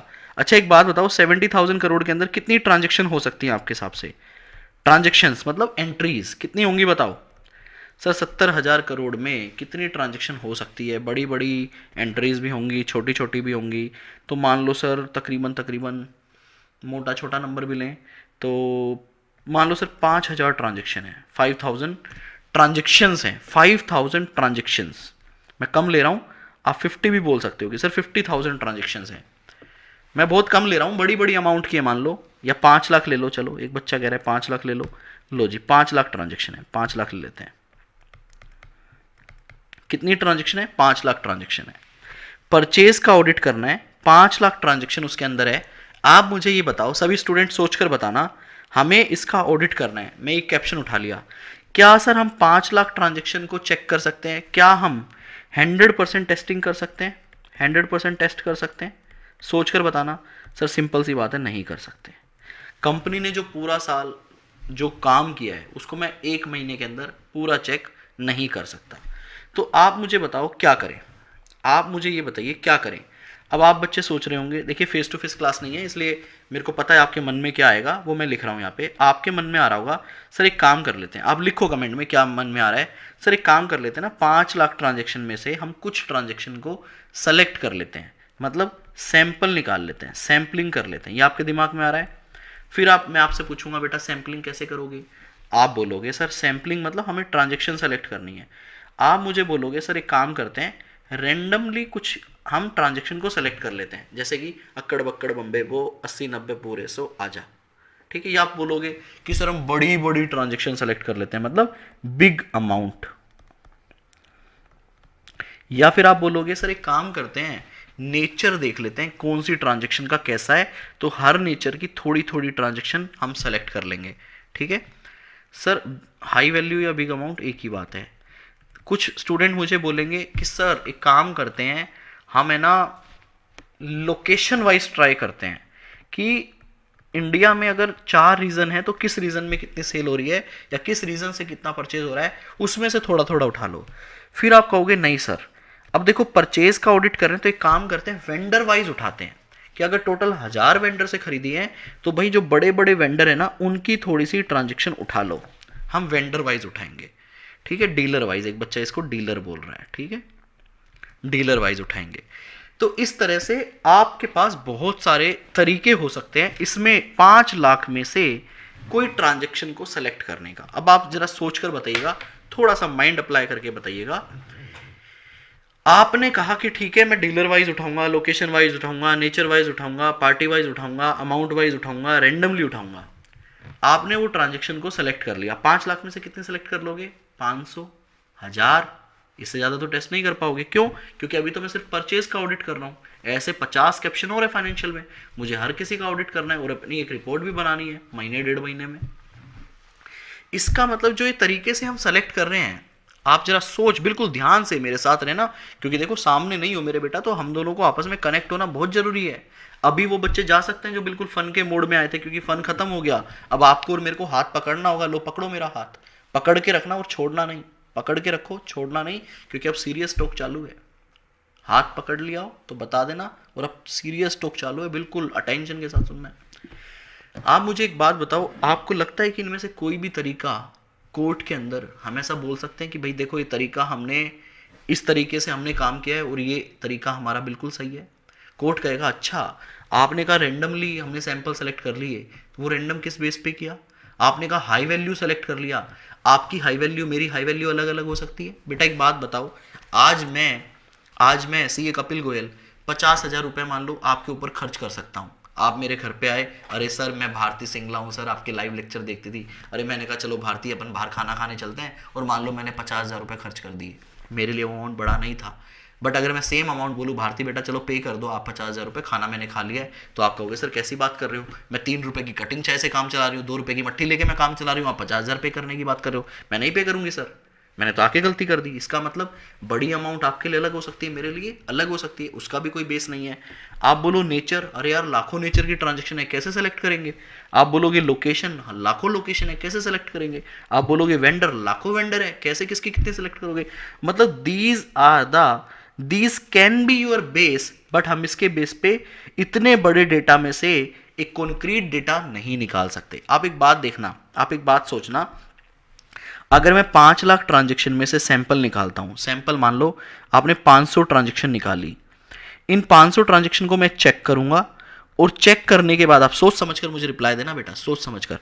500 सैंपल को जब आपने चेक कर लिया, जब आप परचेज के ऊपर अपना ओपिनियन दोगे, समझ लो हर एरिया पे हम इंडिविजुअल ओपिनियन देते हैं, जब हम परचेज के ऊपर अपना ओपिनियन देंगे तो वो 500 सैंपल पे ओपिनियन होगा या पूरे 5 लाख मतलब 70,000 करोड़ के ऊपर अपना ओपिनियन होगा? बताओ, फुल अकाउंट पे ओपिनियन होगा या 500 सैंपल पे ओपिनियन होगा? पहले ये बताओ, फिर मैं इसको आगे तभी लेके जाऊंगा। 500 सैंपल पे ओपिनियन होगा, बताओ। 500 मैंने चेक किए हैं, चेक करने के बाद मैं 500 पे ओपिनियन दूंगा या फुल अकाउंट पे दूंगा? सर फुल अकाउंट पे देंगे सर, फुल अकाउंट पे ओपिनियन देंगे, ये आपकी बात बिल्कुल सही है। तो इसका मतलब सर जो सैंपल निकलने चाहिए ना, वो ऐसे सैंपल होने चाहिए जिसके बेस पे मैं ये बोल सकूं कि पूरा अकाउंट बिल्कुल ठीक है। आई होप आप मेरी बात समझ रहे हैं। जिसके बेस पे मैं बोल सकूं कि पूरा परचेज बिल्कुल ठीक है। अब आपको लेके चलता हूं मैं थोड़ा सा और आगे, मेरी बात को ध्यान से सुनना। मैंने कल भी आपको एक बात बताई थी जब अमन के साथ मैं एग्जांपल ले रहा था 5 लाख वाली ट्रांजैक्शन का, जो 15 लाख वाला एग्जांपल लिया था। आप मुझे सोचकर बताना ध्यान से, आपको क्या लगता है, सोचकर आप थोड़ा सा अपना दिमाग लगाकर बताइएगा, आपको क्या लगता है फाइनेंशियल स्टेटमेंट के अंदर क्या एक ऑडिटर को जनरल एंट्री में गलतियां मिलती होंगी? आंसर बताइए, येस और नो, जल्दी बताइएगा। क्या आपको क्या लगता है फाइनेंशियल स्टेटमेंट के अंदर जो जनरल एंट्री पास की गई है, क्या उसमें गलती मिलती होगी? नहीं सर। अकाउंटेंट ने बिल देखा, बिल के बेस पे वो एंट्री पास करता है, उसमें गलती मिलने के चांसेस बहुत कम होते हैं। अच्छा, अब दूसरा क्वेश्चन, जो एंट्रियां हुई हैं जिनसे वो फाइनेंशियल स्टेटमेंट बने हैं, क्या वो फाइनेंशियल स्टेटमेंट गलत बने होंगे? इसके चांस हैं? आंसर सोच के बताइएगा। सर एंट्री सही पास की अकाउंटेंट ने तो फाइनेंशियल भी सही बने होंगे सर, तो इसका मतलब फाइनेंशियल में भी कोई दिक्कत नहीं होनी चाहिए, बैलेंस शीट भी सही बनेगी। क्योंकि अगर कोई एंट्री उसने गलत पास की होगी तो ट्रायल बैलेंस टैली नहीं होगा, या मान लो कोई दूसरी तरीके की भी होगी तो वो आइडेंटिफाई हो जाएगी। तो मतलब अकाउंटेंट ने एंट्री भी सही पास की है, उन एंट्री के बेस पे फाइनेंशियल भी सही बना है, तो ऑडिटर फिर पकड़ेगा क्या? अगर मैं ये 500 सैंपल निकाल भी लिए मैंने और 500 सैंपल का मैंने इनवॉइस देख लिया, इनवॉइस भी सही है, पीओ भी सही है, परचेज ऑर्डर भी सही है, पेमेंट भी सही है, तो फिर ऑडिट, और वो तो सब सही मिलना ही है यार। अप्लाई योर माइंड, यहां पे आपका जजमेंट लगेगा। Now we are trying to be a chartered accountant, now we are trying to be little bit analytical and little bit we have to do analysis। अब आपको मेरे साथ थोड़ा सा इंटेलेक्चुअल होना पड़ेगा। अब आपको थोड़ा सा अपना देसी मजाक और अपने एक बचपन को और अपने अंदर जो एक वो हंसी मजाक वाला जो अनुष्का, जानवी, तान्या, हनी और जितने बच्चे रिकॉर्डिंग में हैं, जो आपके अंदर एक बच्चा है उसे शांत कीजिए और एक मैच्योर आदमी को उठाइए। पूछिए, क्या आपको कभी क्लैरिकल मिस्टेक मिलेगी? नहीं मिलेगी, क्योंकि यार एंट्री सही पास हुई है, एंट्री से फाइनेंशियल सही बना है, तो भाई हम क्या करने आए हैं? बच्चे ने सही बोला। सर गोची, मैनेजमेंट ने हो सकता है गलत एंट्रियां डलवा रखी हो। गलत मतलब सर परचेज हुई ना हो, परचेज की एंट्री डलवा रखी हो।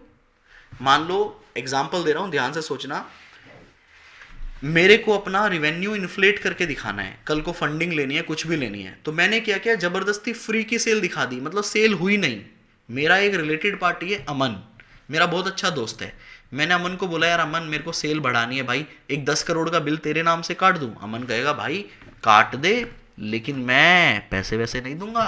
मैंने कहा भाई मैं तेरे से पैसे मांग भी कहाँ रहा हूँ यार, मैं सिर्फ 10 करोड़ का बिल काटूंगा, मैं लिखूंगा भैया Aman account debit to sale 10 crore रुपए, तू बस तेरे को कोई दिक्कत नहीं होनी चाहिए। वो कहेगा ठीक है काट ले, मेरे को कोई दिक्कत नहीं है। तो उसने क्या किया, रिलायंस इंडस्ट्रीज ने क्या किया, मेरी बात अगर आप समझ पा रहे हो तो प्लीज कमेंट करके बताना। वो 10 करोड़ का सेल का इनवॉइस काटता है कंसल्टेंसी का, जिसके अंदर कोई माल साला आना भी नहीं जाना भी नहीं। वो कहता है, रिलायंस इंडस्ट्री कहती है भाई हमने अमन को कंसल्टेंसी दी है 10 करोड़ रुपए की, 10 करोड़ से रिवेन्यू बढ़ा दिया और साला 10 करोड़ से डेटर बढ़ा दिया। अब आप बताओ बैलेंस शीट इन्फ्लेट हो गई या नहीं हुई? बैलेंस शीट इन्फ्लेट हो गई या नहीं हुई बेटा? हो गई सर, बैलेंस शीट तो इन्फ्लेट हो गई। क्या पैसा आया? सर नहीं आया, डेटर खड़ा हो गया। क्या अमन का पैसा गया? सर नहीं गया, उसने तो देना ही नहीं। लेकिन बैलेंस शीट इन्फ्लेट हो गई, उधर रिवेन्यू भी इन्फ्लेट हो गया, इधर डेटर भी इन्फ्लेट हो गया। एक एग्जांपल। दूसरा समझो, दूसरा एग्जांपल समझो बेटा। मेरे पर्सनल एक्सपेंसेस थे, मैंने आपको कल भी बताया था। अग्रिमा मैडम को कौन सा बैग चाहिए था? अग्रिमा मैडम कहती गुच्ची का बैग दिलवाओ, पराडा दिलवाओ। इधर हम पाडा हो गए हैं, तुमको पराडा दिलवाएं। मैंने कहा ठीक है दिलवाते हैं तुमको पराडा। आपके बॉयफ्रेंड ने कभी किसी की गर्लफ्रेंड ने डिमांड किया है, या कभी किसी गर्लफ्रेंड से किसी बॉयफ्रेंड ने डिमांड किया है कोई गिफ्ट? जरा मेरे को कमेंट करके बताओ, ठीक है? अरे छोड़ो यार, गर्लफ्रेंड बॉयफ्रेंड छोड़ो, मेरी बेटी मुझसे डिमांड करती है। मैंने कहा हाँ भैया आशु बताओ। पापा आईपैड चाहिए मुझे। मैंने कहा अच्छा, चवन्नी हुई नहीं है अभी और आईपैड चाहिए, मतलब 20 पैसा है अभी, 25 पैसा होने में टाइम है, लेकिन आईपैड तो चाहिए भाई। बेटी है, जिद्दी है, दिलवाना पड़ेगा। आपने कहा भाई अपना बजट तो है नहीं, लेकिन अपनी कंपनी का बजट है। मैं फाइनेंस मैनेजर हूँ, मेरे पास पावर है 1 लाख रुपए तक का कोई भी बिल मैं साइन कर सकता हूँ। अब आप मेरी चीज़ों को ध्यान से समझते रहिएगा, तभी आप आगे बढ़ पाएंगे और इस फ्लो में हम आगे जा पाएंगे। मैंने क्या किया, कंपनी में एक रिक्वेस्ट डाली कि भैया एक आईपैड चाहिए 1 लाख रुपए वाला, मेरे को अपने काम करने होते हैं ऑफिस के। कंपनी ने क्या किया, 1 लाख रुपए का आईपैड मुझे दे दिया, मैंने लाके अपनी बेटी को दे दिया, ले भाई आशवी तेरा 1 लाख रुपए का आईपैड पकड़। अकाउंटेंट बैठा हुआ है, उसके पास 1 लाख रुपए के आईपैड का बिल है, जीएसटी पेड है, उसके साथ जो अप्रूवल होनी चाहिए थी वो अप्रूवल्स लगी हुई है। अब आप मुझे बताओ, अकाउंटेंट सही एंट्री पास करेगा, फाइनेंशियल में सही जाएगा, क्या वो एंट्री बुक होनी चाहिए थी, येस और नो? जल्दी बताइएगा, क्या वो एंट्री बुक होनी चाहिए थी? आंसर दीजिए येस और नो।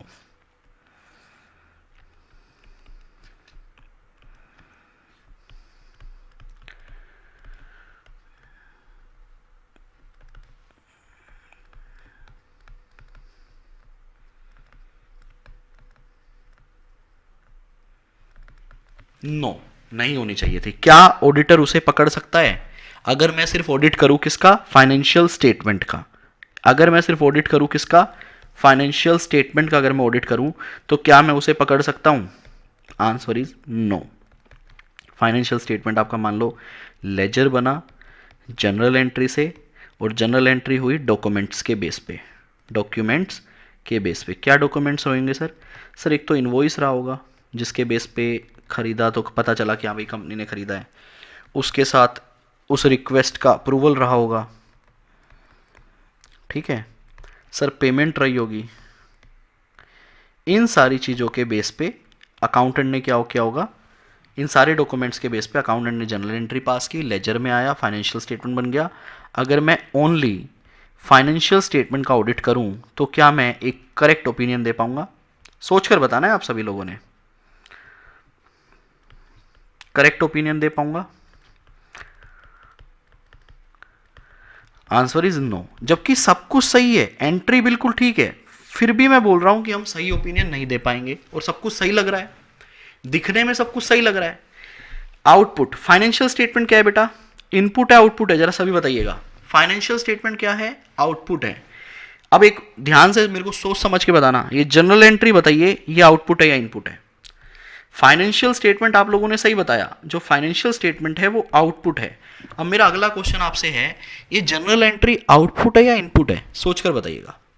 आप मेरे को इस तरह से बताना, सर फाइनेंशियल स्टेटमेंट आउटपुट, ये मैंने आपको बता दिया, जनरल एंट्री क्या है ये भी आप मुझे बताइएगा लिख के।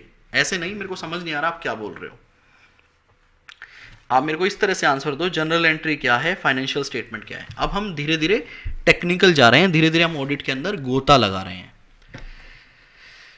नहीं ऐसे मैं इनपुट आउटपुट नहीं समझ पा रहा हूं, आप मुझे जेई बताइए क्या है और एफएस बताइए क्या है। उस तरह से जनरल एंट्री इनपुट, एक बच्चे ने लिखा जनरल एंट्री आउटपुट, भारती ने लिखा जनरल, ओ भाई साहब इतनी तेज comment, general entry input, financial statement output, ठीक है।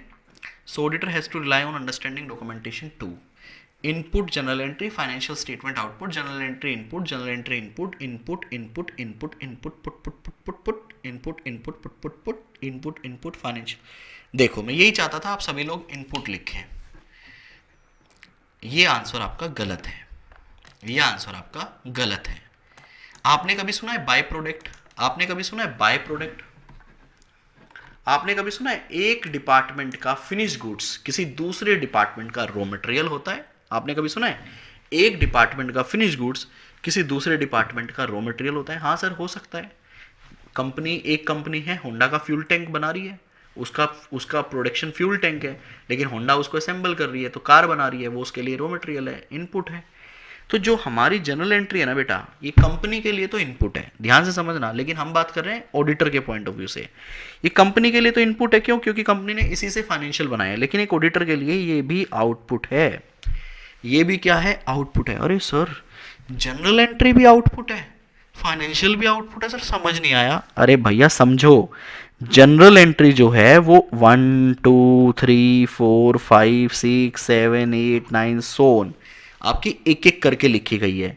इसी का नाम बदल दिया मैंने फाइनेंशियल स्टेटमेंट, जहां पर इन सबको इकट्ठा करके टोटल करके लिख दिया, दैट इज फाइनेंशियल स्टेटमेंट। तो ये तो कपड़े चेंज किए हैं ना, सिर्फ बात समझो। ये क्या है बेटा, कपड़े बदल लिए सिर्फ हमने। पहले आपने जींस टॉप पहन रखा था, अब आपने साड़ी पहन ली, लहंगा पहन लिया, शर्ट पैंट पहन ली। तो फाइनेंशियल स्टेटमेंट और general entry both are same, दोनों एक ही तो चीज है। आप मुझे बताओ अलग अलग है या सेम है? आप एक काम करो, टैली का सॉफ्टवेयर उठाओ, उसमें 100 जनरल एंट्री पास करो, देखो वो उनका रंग रूप ऑटोमेटिक बदल देगा। कुछ नहीं करना आपको, वो उनके फाइनेंशियल वगैरह सब अपने आप बना देगा। जल्दी बताइए, क्या जनरल एंट्री आउटपुट है? कंपाइल्ड हो गई है बस। सार्थक ने बिल्कुल सही लिखा, कंपाइलेशन हो गया है, सिर्फ कंपाइलेशन हो गया है। जनरल एंट्री के भी रूप बदलते हैं, बिल्कुल सही। तो क्या जनरल एंट्री भी आउटपुट है? हाँ जी सर, जनरल एंट्री भी आउटपुट है।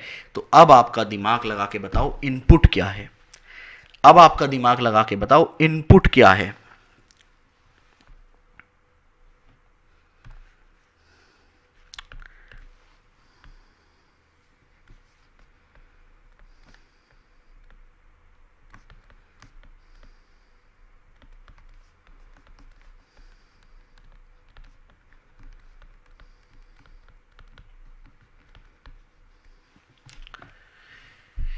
ट्रांजैक्शन इनवॉइस, बेटा invoice is again A output. General entry का बेस है इनवॉइस, वाउचर, अप्रूवल, ये सब उसका आउटपुट है। इनपुट कुछ और है, सोचो थोड़ा सा। ये तो जनरल एंट्री का बेस हो गया, ये भी आउटपुट है। इसका इनपुट क्या है? सोच कर, मैं चाह रहा हूं कोई एक स्टूडेंट बोले यस। 3 बच्चों ने बोला एक साथ, निमिष, देवांश, ईशु। नहीं, निमिष और देवांश। भाई जो मैनेजमेंट का जो एक्ट है, जो मैनेजमेंट ने डिसीजन लिया है, क्या क्या मैनेजमेंट डिसीजन या मैनेजमेंट की जो पावर है या जो प्रोसेस है या जो सिस्टम है, वो मैं कहूंगा हमारे लिए क्या है, इनपुट है। क्योंकि उसी के बेस पे ये सारी ट्रांजैक्शन फ्लो कर रही हैं। उसी के बेस पे ये सारी ट्रांजैक्शन फ्लो कर रही है। मैं आपसे एक एग्जांपल पूछूंगा, ध्यान से सुनना। आईपैड, मुस्कान प्रिया ने बिल्कुल सही कहा, आईपैड था इनपुट, मैनेजमेंट का डिसीजन था इनपुट, बिल्कुल सही। अब आप आ गए हो लाइन पे। अब आप एक बात बताओ, क्या अगर कपिल को आशवी के लिए लैपटॉप या आईपैड अगर रिक्वायर नहीं होता, अगर उसने पर्सनल एसेट को बिजनेस में चार्ज करने का डिसीजन ना लिया होता, क्या ये काम होता? क्या वो खरीदा जाता? क्या वो एंट्री पास होती? नहीं। तो अब आप मुझे बताइए, अब आप मेरे को सोचकर बताना बहुत अच्छे तरीके से, एक ऑडिटर का फोकस कहाँ होना चाहिए? एक ऑडिटर का फोकस, ये हमारे ऑडिटर साहब हैं, इनका फोकस क्या आउटपुट पे होना चाहिए या इनका फोकस इनपुट पे होना चाहिए? सोच कर बताओ, क्या इनका फोकस आउटपुट पे होना चाहिए या इनका फोकस इनपुट पे होना चाहिए? सर इनपुट क्या है? मैनेजमेंट डिसीजन, ये हमें काम करना है या नहीं करना है, किसको करना है, क्यों करना है, वो सारी। क्योंकि अगर पीछे वाले सारे डिसीजन ठीक हैं, अगर ये सारी चीजें ठीक है ना, तो फिर भैया सारी ट्रांजैक्शन आपकी ठीक होंगी, वो गलत नहीं होंगी। क्योंकि वो तो क्लैरिकल काम है, वो तो क्या है, क्लैरिकल काम है। युग अग्रवाल, इनपुट का मतलब ये है मैनेजमेंट के कंट्रोल्स। क्या मैनेजमेंट ने अपना सिस्टम सही से डिजाइन कर रखा है? क्या फाइनेंशियल स्टेटमेंट चेक करने की रिक्वायरमेंट नहीं है यार, आपको एंट्री देखने की जरूरत नहीं है कि डेबिट क्रेडिट सही पास हुआ है क्या, वो तो अकाउंटेंट सही पास करेगा। आपको ये देखने की जरूरत है कि कंपनी ने कपिल को जो 1 लाख की पावर दे रखी है वो सही है या नहीं है, क्या कंपनी ने जो मेरे को एक सिस्टम डिजाइन करके दिया है वो सही है या नहीं है, कंपनी ने जो बोर्ड ऑफ डायरेक्टर को पावर दे रखी है वो सही है या नहीं है, कंपनी जो एसओपीज बना रखी है क्या वो फॉलो हो रही है या नहीं, वो हमें चेक करना पड़ेगा। क्यों? क्योंकि अगर वो सिस्टम ठीक है, वो कंट्रोल ठीक है, वो एसओपीज ठीक है, वो बोर्ड ऑफ डायरेक्टर के डिसीजंस ठीक हैं, और सब लोग अगर अप्रूव कर रहे हैं, डेली बेसिस पे कर रहे हैं, सारे कंट्रोल सही तरीके से लगाए जा रहे हैं, इसका मतलब जो ट्रांजैक्शंस हो रही हैं उन सब डिसीजंस की वजह से वो सारी ट्रांजैक्शन ठीक होंगी, वो सारी ट्रांजैक्शन ठीक होंगी। मतलब हम क्लैरिकल चीजें भी चेक कर लेंगे, लेकिन रिस्क बहुत कम है, लेकिन रिस्क बहुत कम है। अगर मेरे कंट्रोल वीक हैं, कोई भी कुछ भी मंगवा रहा है, कैसे भी मंगवा रहा है, तो भैया आप कितनी भी ट्रांजैक्शन चेक कर लो, चाहे वो सारी ठीक भी क्यों ना हो, आप ये नहीं बोल सकते फाइनेंशियल बिल्कुल सही है। आप बैलेंस शीट के अंदर बोलते हो कि मेरे पास एक लैपटॉप है, आप कहते हो हाँ जी मैंने सब चेक कर लिया, इनके पास एक लैपटॉप है, लेकिन एक्चुअली में वो लैपटॉप इनके पास नहीं है, वो लैपटॉप किसी की बेटी, किसी की माशूका अपने घर पर यूज कर रही है। आप बताओ क्या आपने गलत ओपिनियन दिया या नहीं, जल्दी बताइएगा। क्योंकि वंशिका वो एक डिसीजन से एक एंट्री बनी और एंट्री से फाइनेंशियल बना। मैं ये बोलना चाह रहा हूं एक ऑडिटर का जो मेन फोकस एरिया है वो आउटपुट पे नहीं होना चाहिए, क्योंकि आउटपुट तो बेटा सही मिलेगा, आपका डिसीजन आपका कंट्रोल सही है। तो इसलिए हमारा मेन फोकस होना चाहिए कंपनी के एसओपीज पर, कंपनी के फाइनेंशियल कंट्रोल्स पर, उनको फॉलो हो रहा है या नहीं हो रहा है। अगर वो सब हो रहा है तो हमारी एंट्री भी सही होगी। हम बोल सकते हैं भाई इतने बढ़िया कंट्रोल है। अगर मान लो एक कंट्रोल होता कि कपिल बाबू कोई भी परचेज करोगे 4 लोग अप्रूव करेंगे कि उसका बिजनेस पर्पस क्या है, क्यों खरीदा जा रहा है, कैसे खरीदा जा रहा है, तो फिर आपका परचेज किया जाएगा। तो आप एक बात बताओ, जब इनपुट पे ही अगर इतने कंट्रोल्स लग गए, अगर यहां इनपुट पे ही कंट्रोल्स स्ट्रोंग हो गए, तो क्या ये पर्सनल एंट्री होती? क्या ये पर्सनल एंट्री होती? क्या सर नहीं होती। जब पर्सनल एंट्री नहीं होती, बुक्स ऑफ अकाउंट में नहीं आती, फाइनेंशियल में नहीं आती, और हम अपना क्लरिकल टेस्टिंग करके बोल देते, इसका मतलब हमारे फाइनेंशियल बिल्कुल ठीक है। एसओपी का मतलब स्टैंडर्ड ऑपरेटिंग प्रोसीजर, किसी काम को करने का एक तरीका। आपको अगर मेरी बात समझ आ गई हो तो मैं आगे चलता हूं। इसका मतलब यह है एक ऑडिटर को, जो अपन बोलते हैं ना फाइनेंशियल स्टेटमेंट चेक कर लो, इसको मैं बोलता हूं, देखो यहां लिख रहा हूं फाइनेंशियल स्टेटमेंट की टेस्टिंग, इसको मैं बोलता हूं नंबर टेस्टिंग, क्योंकि उसके अंदर तो नंबर है, पूरा नंबर का गेम है, नंबर टेस्टिंग। दूसरा एक होता है कंट्रोल की टेस्टिंग। कंट्रोल की टेस्टिंग मतलब प्रोसीजर्स की टेस्टिंग, जो कंपनी में एसओपीज हैं। आप मुझे बताओ क्या आप नंबर टेस्टिंग को इंपॉर्टेंस दोगे या आप कंट्रोल टेस्टिंग को इंपॉर्टेंस दोगे? जल्दी बताओ आपके लिए कौन सी चीज ज्यादा इंपॉर्टेंट है। हालांकि फाइनेंशियल स्टेटमेंट नंबर है, ध्यान से सुनिएगा, मैंने आपको बुलाया है नंबर टेस्टिंग करने के लिए, साला आप नंबर को छोड़ के लगे हुए हो कंट्रोल पे। सोच के बताओ, मैंने कपिल जी आपको 10 लाख रुपए दिए फाइनेंशियल स्टेटमेंट का ऑडिट करने के लिए, आपने फाइनेंशियल स्टेटमेंट को बंद करके रख दिया, आप साला कंट्रोल पे लगे हुए हो। बताओ जल्दी बताओ। सभी बच्चों ने बहुत सही बोला, सर हमारा जो फोकस रहेगा वो कंट्रोल पे रहेगा, ये हमारे लिए ज्यादा इंपॉर्टेंट है, मोर इंपॉर्टेंट है। अब ऐसा क्यों? ऐसा क्यों, ध्यान से समझना। सर ऐसा इसलिए कि अगर कंट्रोल्स, ध्यान से समझना, और अगर बात से सहमत करो तो वीडियो को लाइक कर देना, एक प्यारा सा वीडियो के अंदर कमेंट कर देना, सर मजा आ गया, मैं समझ जाऊंगा। क्यों सर? अगर मान लो मैंने कंट्रोल को टेस्ट कर लिया, मैंने कंपनी के सारे कंट्रोल्स को बहुत अच्छे से देख लिया, और मुझे पता चलता है यार कंपनी के कंट्रोल बहुत अच्छे हैं, गुड, बहुत बढ़िया हैं, और पूरे साल परफॉर्म भी कर रहे हैं, पूरे साल परफॉर्म भी कर रहे हैं, तो ऐसे सिचुएशन में बताओ क्या मुझे नंबर की टेस्टिंग करनी पड़ेगी? सर नंबर की टेस्टिंग तो करनी पड़ेगी ना, आए तो उसी के लिए है। लेकिन आपको भी पता है, मुझे ही पता है, नंबर की टेस्टिंग मतलब जनरल एंट्रीज, फाइनेंशियल, उसमें गलतियां तो होंगी नहीं, गलतियां तो साली पीछे से आ रही है ना। मैनेजमेंट ने किसी के साथ कोई गलत ट्रांजेक्शन कर रखी है, मैनेजमेंट ने कोई गलत डिसीजंस ले रखे हैं, मैनेजमेंट ने कंट्रोल को फेल कर रखा है, मैनेजमेंट ने किसी के साथ फेक सेल कर रखी है, वो सारा तो कंट्रोल टेस्टिंग से पता चलेगा ना कि कंपनी में डिसीजंस कैसे लिए जा रहे हैं। तो इसका मतलब अगर कंट्रोल मेरे बहुत अच्छे हैं तो आप ये बोल सकते हो ना सर नंबर की चेकिंग में कम करूंगा, less number checking, less number checking. अगर मेरी, हाँ मैं वो आ रहा हूं ना गोची हुई, तो उस पर भी तो आ रहा हूं। अगर आपने कंट्रोल टेस्टिंग की और आपने कहा भैया कंट्रोल तो फेल हो गए, कंट्रोल तो फेल हो गए, मतलब अब आपको पता चल गया कि यहां पे कपिल जैसे लोग हैं जो इस कंपनी के अंदर पर्सनल खर्चे भी चार्ज कर सकते हैं। तो अब आप मुझे बताओ ऐसे केस में आप नंबर की लेस चेकिंग करोगे, मोर चेकिंग करोगे? सर ऐसे केस में तो मोर नंबर चेकिंग हो जाएगी, मोर नंबर चेकिंग। जल्दी से बताइएगा क्या बात समझ आई आपको मेरी? क्या आपको मेरी बात समझ आई? बेटा ऑडिट का बहुत टेक्निकल कंसेप्ट मैं आपको समझा चुका हूँ, शायद आप लोगों को पता भी नहीं चला होगा कि मैंने आपको क्या समझा दिया। और कौन सा चैप्टर चल रहा है यही बता देता हूँ, चैप्टर नंबर 4 चल रहा है हमारे सिलेबस का।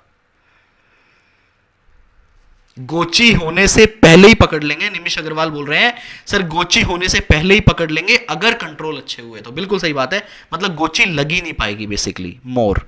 तो मैं यहां पे लिख सकता हूं, एक थंब रूल बना दूं आपके लिए, कंट्रोल फेल मोर चेकिंग, ठीक है।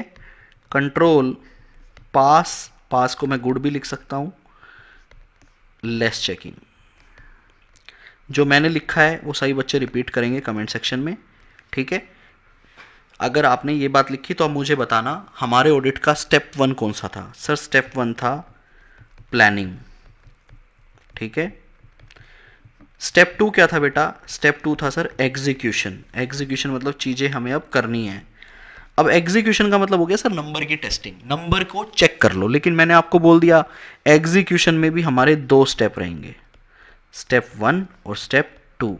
तो बेटा बताओ क्या स्टेप 1 पे नंबर टेस्टिंग डाल दूं या कंट्रोल टेस्टिंग डालूं? सोचकर बताना।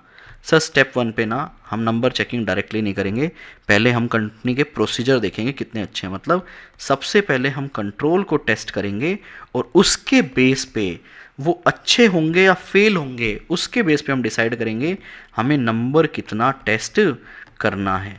आपको मेरी बात समझ आई हो? Control good, less checking, fail more checking. ये बात अगर आपको समझ आ गई हो तो आप मुझे बताना क्या आप ये रफ जो भी बातें हैं क्या आप लिखना चाहोगे क्या? जल्दी बताना।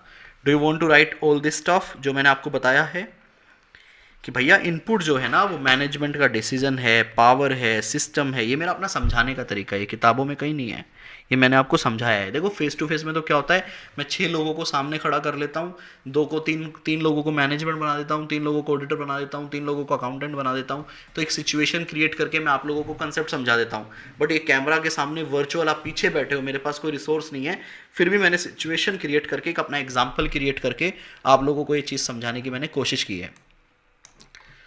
यस तो एक काम करता हूं मैं, आप सभी लोग है ना स्क्रीनशॉट लेना इसका, ठीक है। सभी लोग आराम से स्क्रीनशॉट लो इसका। आई होप आपको दिख रहा हो, ठीक है।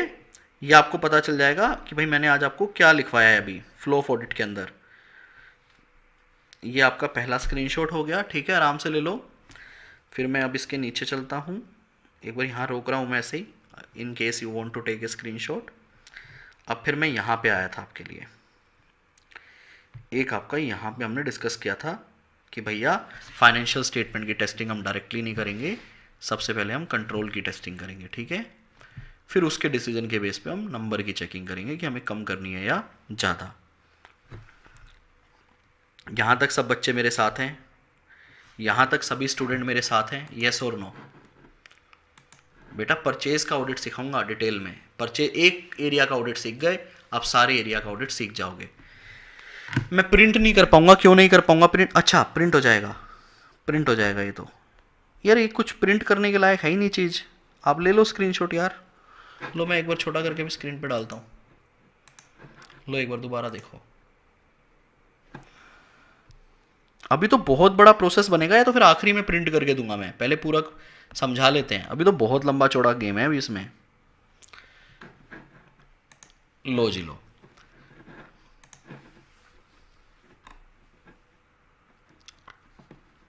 ये क्या बोल रहे हैं सर? जम्मू आओ आपके साथ SKKS चल के चुप हो जाएंगे सर, हम लाइव एट होम बैच की सिर्फ रिकॉर्डिंग ले सकते हैं। बेटा मैं आपका कमेंट नहीं समझ पाया, आप क्या बोल रहे हो? कंट्रोल खराब हुआ तो हम नंबर का क्या ही करेंगे? ये बहुत अच्छा क्वेश्चन है आपका अनूप, बहुत अच्छा क्वेश्चन है। अगर कंट्रोल खराब हुआ तो नंबर की कितनी भी टेस्टिंग कर लो, कंफर्ट तो आने वाला नहीं है। लेकिन ये मैं बहुत डिटेल में कवर करेंगे आने वाले टाइम में।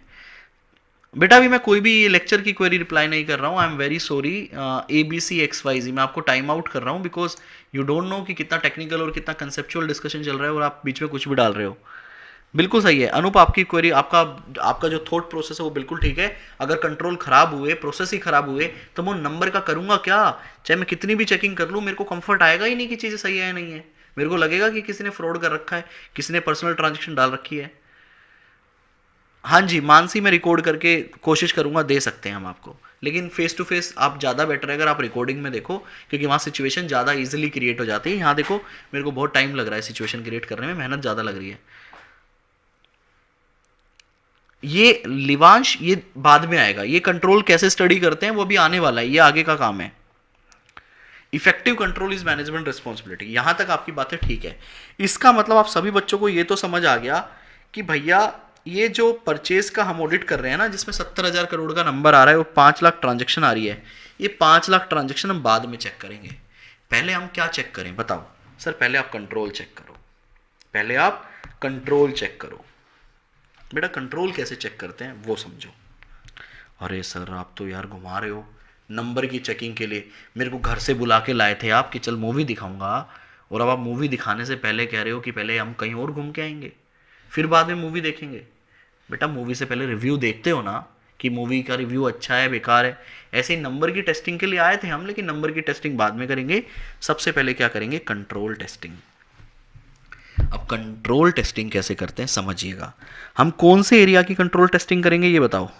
हम कौन से एरिया की कंट्रोल टेस्टिंग करेंगे? सर हम जिस एरिया का ऑडिट करेंगे उस एरिया की कंट्रोल टेस्टिंग करेंगे। इस वाले केस में हमने परचेज का ऑडिट करना है, तो परचेज की कंट्रोल टेस्टिंग करनी है। परचेज की कंट्रोल टेस्टिंग हमको करनी है, ट्रायल। लो जी, अब आप सोचकर बताइए। कंट्रोल टेस्टिंग में मैंने बोला कि मतलब प्रोसेस, आपको प्रोसेस देखना है और उस प्रोसेस के अंदर क्या कंट्रोल हैं वो आपको देखने हैं। एक बात बताइए सभी स्टूडेंट, सोचकर बताइएगा, जो कंसेप्ट मैं आपको समझाने जा रहा हूं, this is are super duper important concept and it will take me another 1.5 hours। मैं थोड़ा स्लो चल रहा हूँ वो इसलिए क्योंकि एक तो लाइव क्लास है, अदरवाइज सेकेंड या थर्ड क्लास में कंसेप्ट हमारा कवर हो जाता है। अब आप मुझे बताइए, 1 घंटे 45 मिनट की क्लास हो चुकी है। Do you want me to cover this today, या फिर हम कल करें? और कल अगर हम करते हैं तो कल हम सुबह भी क्लास ले सकते हैं, या फिर रात को ही रखते हैं। चलो अभी टाइम में मैं डिस्कशन नहीं करूंगा, नहीं तो कुछ और ही हो जाएगा। अब आप मुझे बताइए कि जल्दी से सोचकर बताइएगा, क्या ये आज कवर करें 1.5 घंटा, या you want me to cover it tomorrow? देखो धीरे धीरे चलना है क्योंकि बेस बहुत मजबूत बनाना है। मैं ना पोल डाल रहा हूं, प्लीज रिप्लाई मत करो, पोल डाल रहा हूं। ये 2 घंटे का लेक्चर, 2 आवर लेक्चर है, 1.5 घंटे का और लगेगा, तो आज की क्लास 3 घंटे की हो जाएगी, 3 साढ़े 3 घंटे की। तो 2 आवर, अच्छा टुडे और टुमारो कर देता हूं सिर्फ।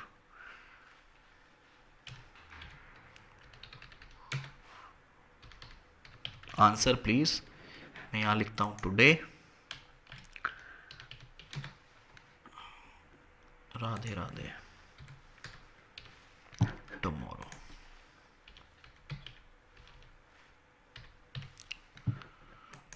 आराम से पोल करो, मैं कमेंट देख नहीं पाऊंगा इतने सारे ना। और मैं आपसे एक रिक्वेस्ट जरूर करूंगा यार, एक रिक्वेस्ट जरूर करूंगा, अगर आपको मेरी क्लासेस देखकर मजा आ रहा है, देखो लर्निंग तो मैं क्या कह रहा हूँ, गारंटी दे रहा हूँ आपको, पूरा प्रैक्टिकल ऑडिट आ जाएगा। अमन प्रभात में हम मिलके आपको चैंपियन बना देंगे। और एक और वादा कर रहा हूँ इस क्लास में, ये वादा है ना, पेपर पे लिख लेना, फेल नहीं होगा इस वादे में। मेरा आपसे प्रॉमिस है, जब भी आप किसी सीए फर्म के अंदर अपना इंटरव्यू देने जाएंगे, जब भी किसी सीए फर्म में, चाहे वो बिग 4 हो, चाहे वो टॉप 20 सीए फर्म हो, या कोई स्मॉल सीए फर्म हो, जब भी आप अपना इंटरव्यू देने जाएंगे आर्टिकलशिप के लिए, उस इंटरव्यू के अंदर जितने भी आपसे क्वेश्चन पूछे जाएंगे ऑडिट से रिलेटेड, वो आपसे टैक्स भी पूछ सकते हैं, वो आपसे जनरल नॉलेज भी पूछ सकते हैं, वो आपसे लॉ भी पूछ सकते हैं, उसके अंदर वो आपसे जितने भी क्वेश्चन पूछेंगे ऑडिट से रिलेटेड, आप उनका आंसर सही प्रतिशत दोगे, वहाँ पे आप उनको इम्प्रेस करोगे। वो आपसे पूछेंगे एक्स, आप एक्स के साथ वाई भी बताओगे उनको, ये मेरा आपसे वादा है। और मैं आपसे ये चीज़ स्टैम्प पेपर पे लिख के दे सकता हूँ कि आप कभी भी ऑडिट का क्वेश्चन उनको गलत नहीं बताओगे। और जो इंटरव्यू लेने वाला है वो आपसे एक क्वेश्चन जरूर पूछेगा, मैं आपको बता रहा हूँ, वो एक क्वेश्चन आपसे जरूर पूछेगा, भाई इतनी नॉलेज कहाँ से आई? वो आपसे एक चीज़ ज़रूर पूछेगा, भाई इतना सब कैसे जानते हो, क्योंकि किताब में तो नहीं है। तब आप उनको ज़रूर बता देना कि भैया हमने जो क्लासेस ली है वो हमारे सीए कपिल गोयल सर से ली है, जिनके साथ अमन जो कि director senior manager in big four, प्रभात और भी बहुत सारे लोग नए नए लेके आने वाला हूँ, और वो खुद बिग फोर 10 साल काम करके आए, इसलिए हमें सब आता है। आप हमसे कुछ भी पूछ लो, ये मेरा आपसे वादा है।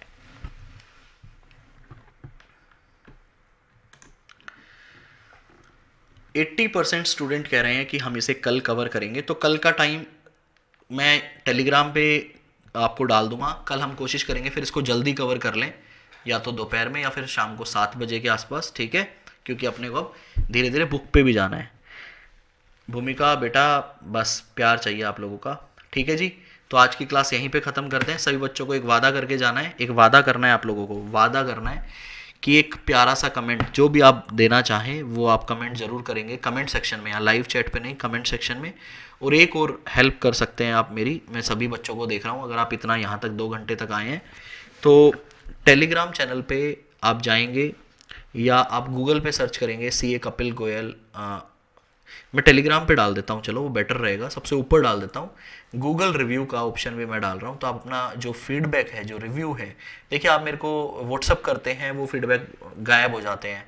जो आप कमेंट करते हैं वो कमेंट भी, वीडियोस अगले 6 महीने बाद दूसरी आ जाएंगी, फिर 1 साल बाद दूसरी आ जाएंगी, तो आपके कमेंट भी मैं दोबारा कभी नहीं पढ़ पाऊंगा। लेकिन अगर सेम कमेंट आप गूगल जो हमारा फीडबैक का होता है, जो आपने अलग अलग कंपनीज के भी रिव्यूज़ देखे होंगे, अगर आप वहाँ जाके भी वो कॉपी पेस्ट करेंगे तो लाइफ टाइम आपका कमेंट मेरे पास रहेगा।